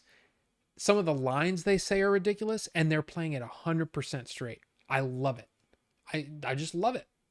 And Susan Sarandon, a lot of people talk about, Tom Cruise, right? Oh, Tom Cruise and the Scientology stuff. Susan Sarandon is one of those people that is kind of crazy when it comes to her ideologies and stuff. There's a lot of stuff that I'm like, that's nuts. I don't like it. I don't like what you're saying. Whatever. Susan Sarandon, sure. I really like her movies. I really like her acting. And I think she's great in Speed Racer. Seriously, one of the lines that she says, it it it basically makes me cry like a kid, like a little baby kid, like a little baby kid baby boy. I don't even know why. But seriously, her delivery is so good. And it's good in she was great in Thelma and Louise. I was like, "Holy crap. Man, this movie's good." So, I don't know. I like Susan Sarandon. So, there you go. $4 rent for Speed Racer. Yeah, exactly. And yeah, not many people know about Emperor. And I expected that. And it's not the kind of movie that everybody would be like, oh, but boy, did they rip that movie apart when it came out. And I'm like, I just don't understand the hatred for this movie, but I don't know. And then yeah, uh, motion picture. My friend loves the movie Freddy Got Fingered. I like some of the jokes. Yeah, I don't care for in fact, that's a conversation that Bucha and I had many times, is that I'm a weird kind of guy because I had a comedy podcast and yet I don't like a lot of comedy movies. And I think it's part of it is because I feel like their comedy, some of the comedy is just too safe.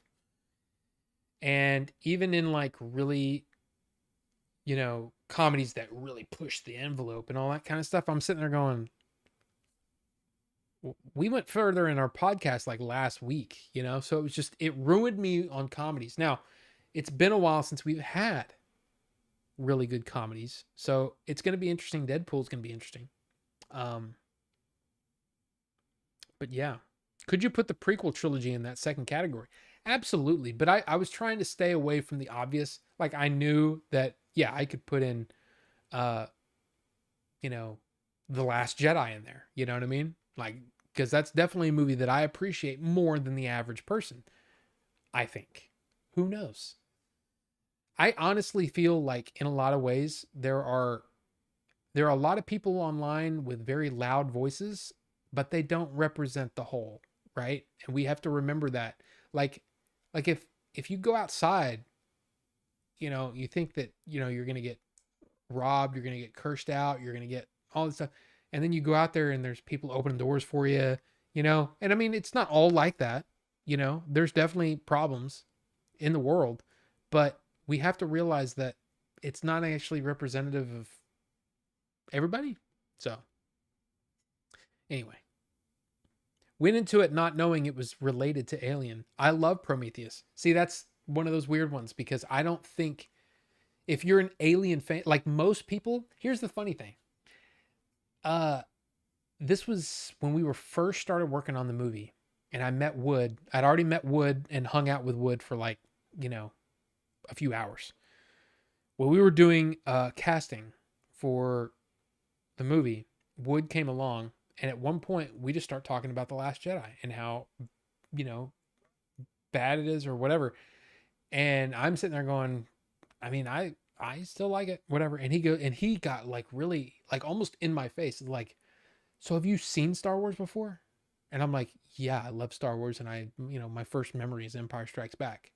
So yeah, I've been a fan of Star Wars my whole life. And he's like, and you don't have a problem with this and that, and it's like, I feel like that it's the same thing with most people. And if you were a fan of the Alien series and you like Prometheus, people look at you like you're insane. Like, how can you be a fan of Prometheus if you saw the previous movies? And I'm like, well, because it's a different situation. It's a different situation, and I don't know. I don't have any problem with that. I it's weird one. It's a weird one. Uh the Broken Lizard movies. Now, in which way, Ninjinzu, you do like them or you don't? Because I got to be honest, I'm not a fan of those either.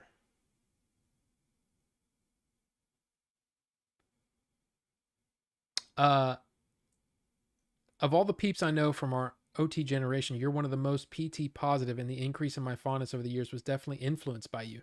Well, it's just that the I, I don't know. I was always a prequel. I wouldn't say apologist.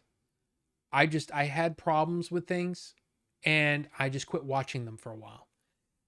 And then the Clone Wars really started making me, it gave context to a lot of the things that happened in the prequel, or in the prequels, and it just made them better for me. And I don't know if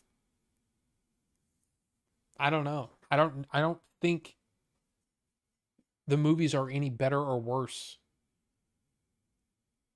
Like episode 2 for sure is definitely the worst one. You know, a lot of people don't like Phantom Menace because of Jar Jar, and they're like, "Oh, I don't like Jar Jar." 2 is so bad. It's not like there's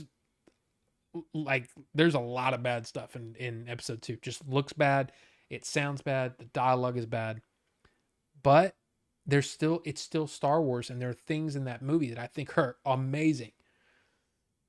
Seeing all the Jedi light up their lightsabers. I know some people look at that and they go, "Yeah, it looks like a candy store or something." Okay, well, okay, you must not have never dreamed of seeing a bunch of Jedi light up their lightsabers at the same time, because that was a dream come true for me. And some of the shots, and I know it was all digital, but some of the shots of the gunships, laying waste to everything. Oh man, I was completely blown away by that movie when it came out, and then watching it again is like, God, this movie's bad. But yeah, I mean, I guess the prequels could be there. It's hard to like a lot of comedies for me because Dumb and Dumber set the bar so high. That's true too. Dumb and Dumber is a good, really good. Oh my God, it's at 10:15 already. I really enjoyed Prometheus, and most people I know don't like it. Yeah, I still like it, and the Covenant's got issues too. But Covenant has more, to me, more lore issues than Prometheus does, to me at least.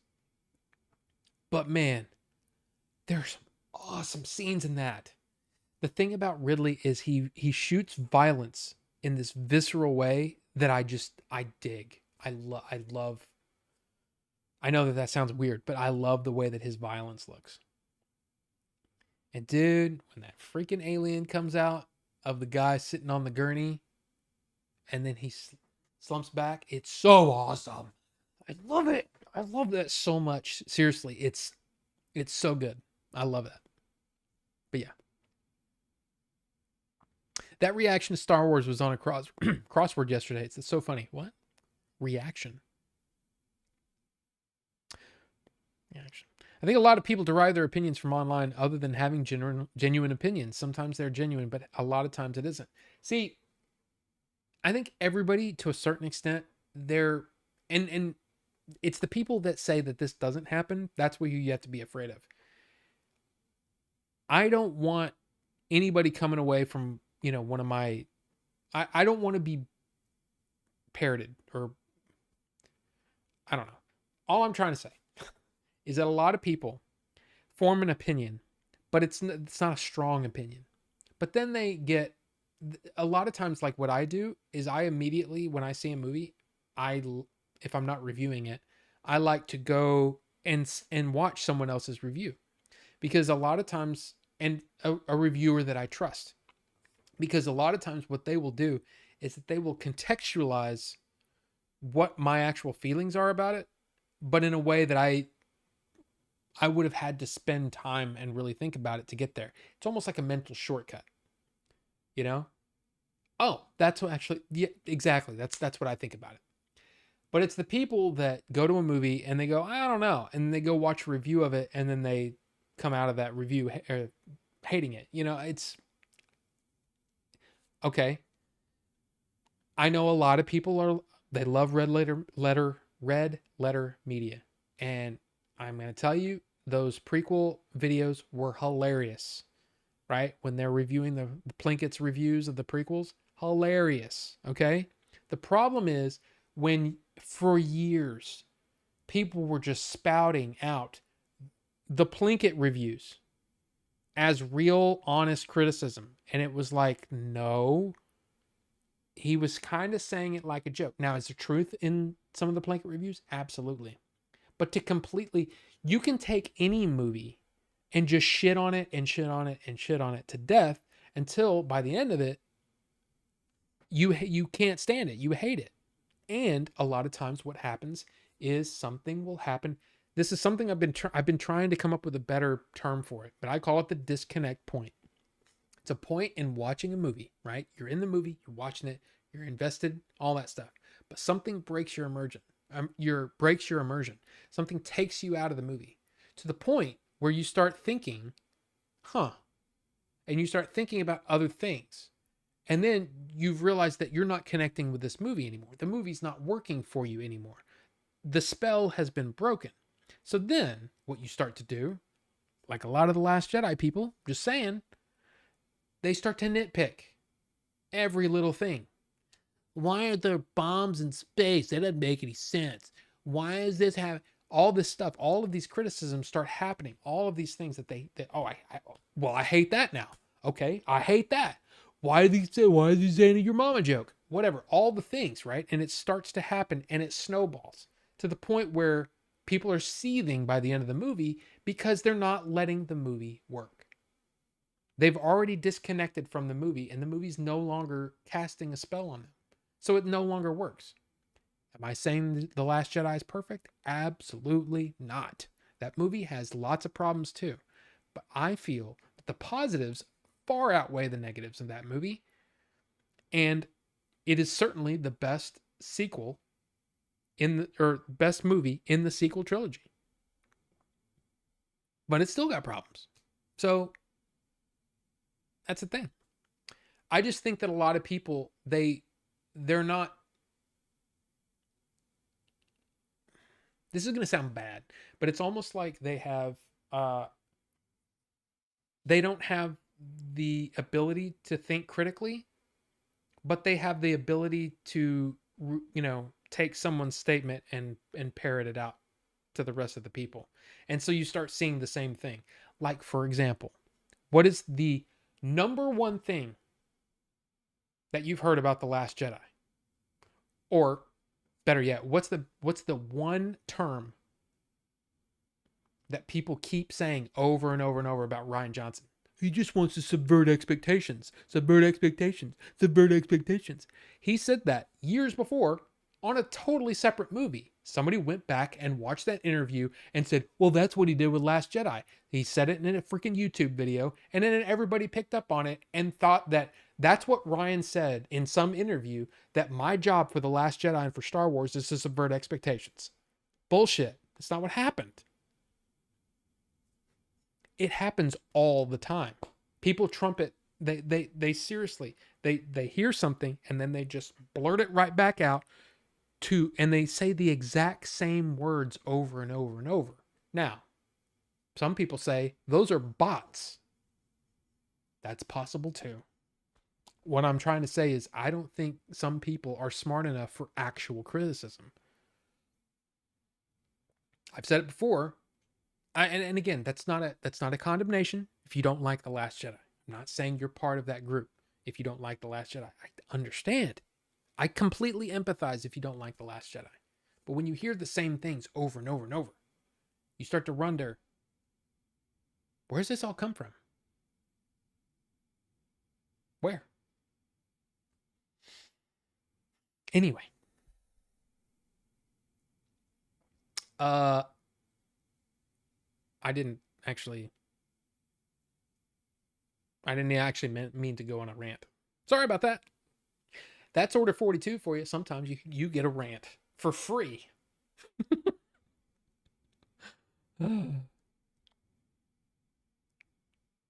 I do like him. Stupid comedy. But Pixel Phoenix, thank you for that comment because it really got me going. Thank you. You do like the Broken Lesser movies? Yeah, it's not my thing. I liked Employee of the Month with Dane Cook. Most hate it. Yeah. One of the worst was one of them as Waiters, still entertaining. Yeah, there's a lot of those movies in that time period. I just can't connect with them at all. You don't like episode 2? Who doesn't like floating fruit over the table? See, it's the dialogue. If the dialogue was better, it would have been better. Dumb and Dumber was pretty good. I saw that as a kid on Cartoon Network. We need a Prometheus reprint. What do you mean? What do you mean reprint? Because whatever it is, I'm kind of down. The crossword hint was response to not liking Star Wars, and the answer was, "Are you sure?" I haven't really heard people not liking Prometheus in person, online probably, but me and my friends enjoyed watching it at the theater, and I have the Blu-ray and picked up the 4K digital. I have the 3D. It's great. It's a really cool 3D movie too. I mean, I know 3D is a thing of the past and nobody cares about it. It looks great in 3D. It's difficult because going to movies after you read a review online can affect your stance on the movie beforehand, and you might just end up confirming bias if that happens. True, which is why I don't read reviews before. Now, what I will do is what I used to do back when Roger Ebert was still alive, because he was my favorite. Okay, back in the day, Roger Ebert was my guy. Okay, I would read every single one of his reviews, regardless if I knew what the movie was. I would read it because he was such a good writer. But a lot of times what I would do is I would read the final paragraph, because the final paragraph is just the conclusion. He doesn't set up the movie. He doesn't set up anything, but these are his final thoughts on it. I would read his that final paragraph. This didn't always work. Sometimes you'd get a pretty big, oh man, I didn't know that. But for the most part, if it was a movie that I was on the fence of, if it was a movie I knew that I was going to go, like for example, Alien Romulus is coming out. Okay. I'm going to go watch that movie. I'm going to watch that movie. I'm going to watch it with my brain, and it's going to be awesome. And I don't care. I haven't watched a single trailer since that first one. I'm done. I'm done with the trailers. I'm done with any featurettes. I'm done with all that stuff. I don't need to see anything else. My tickets are purchased already. I'm ready to see the movie. I will not listen or watch a review of Alien Romulus before I go see it. But if it's a movie where I'm kind of like, I don't know. Longlegs? I already watched multiple reviews of Longlegs because I'm kind of like, I don't really care. You know what I mean? But yes, you're absolutely right. And the thing is, what can even affect that experience more is watching it in a substandard way or subpar way. Meaning, in my opinion, and this is just my opinion, but if you watch a movie on a phone, I hate to be that guy doing the thing at the beginning of every, again, why do they show this in movie theaters, this trailer? If you're not watching a movie on the big screen, you're missing out. And you're like, I'm already here. I'm sitting here. Who are you talking to? Why don't you show this on, I don't know, cable TV? Or maybe Disney should do their own version of it and make it an ad on the, the ad version of Disney Plus. Like, why? Why wouldn't they do that? Why doesn't AMC pay Disney Plus and Max and all that for their ad-supported programs? right? The ad-supported versions of their streaming service. Throw in their ad of Nicole Kidman going, "Oh, it feels better to play like this." Why is that not there? Why are you showing this to me before the movie that I paid to see already? I'm already here. Anyway.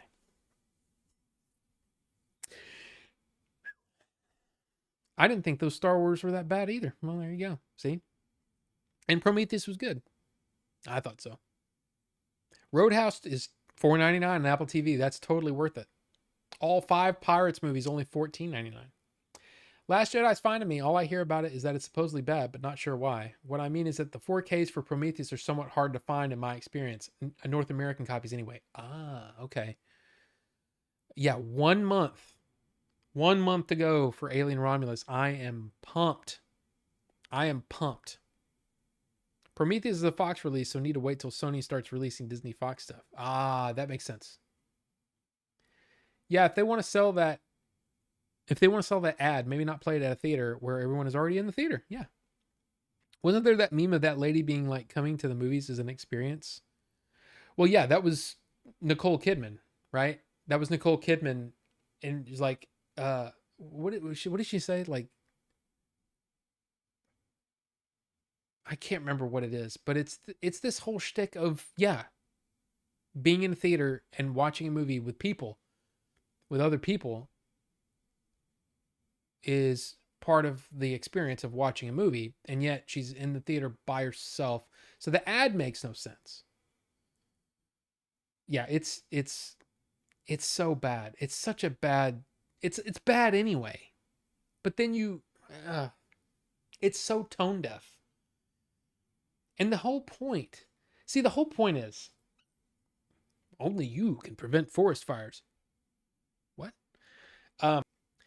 But one of the, again, I understand the movie theaters have to make money. They need to show as many trailers that they'll get paid to show, all that kind of stuff. But it doesn't make sense. What's the point of a movie trailer? Seriously, stop and think about this for a second. What's the point of a movie trailer? To get you to go see the movie, right? That's the point. That's the point of a movie trailer, is to get you excited about the movie so you want to see it. If you see 12 of them in a row, all that excitement is gone. Because now you're tired. It's the law of diminishing returns. Anybody take economics? How many times do I have to say that joke? It's not really a joke. But seriously, it doesn't make sense. Have to head out. Good night, all. Pixel Phoenix, thank you again. Great time tonight. Thank you very much. But yeah, how many times? How many times do we have to say the same thing? Stop showing so many trailers. If nothing else, you want to, if you want to convert someone from I don't know if I want to see that movie to, oh, I really want to see that movie. Diluting that by then showing them 10 other trailers may not be the best idea. Just saying. And the people who are movie fans, we already seen the trailer. So you're wasting everyone's time. Everyone's time is being wasted because of what? And then, I don't know, if you're going to release a movie in the theater, I don't know, give it more than 2 weeks in the theater before you start announcing that it's coming to digital. That's another thing. But anyway, look, it's 10:30. My voice is going. Thank you guys. Thank you guys so much. I mean, even though, and you know what's funny is that we didn't even get to Filbert's thing. So we'll do Filbert's thing next week. In fact, I'm going to do this right now. Filbert's. So Filbert, I apologize if you're here. You're probably like, you just wanted your watch time to go up. Yeah, maybe. No, I really didn't mean for it to go this long. I didn't realize. Look, how do I know? How do I know? I just didn't know. I didn't know. I'm sorry, Filbert. I'm sorry. But we will get to your really fun topic next week. Okay? So you guys have a great night and a great week. And I don't know, maybe go see Twister or Twisters this weekend, if you're interested. Because I'm watching it tomorrow. So there'll be a review up on the channel. a spoiler-free review for those of you. And, you know, it depends on the movie. If I really want to talk about it, I might do a spoilers section at the end if it warrants it, but we'll see. Anyway, y'all have a great one. Thanks again, and we'll see you next time.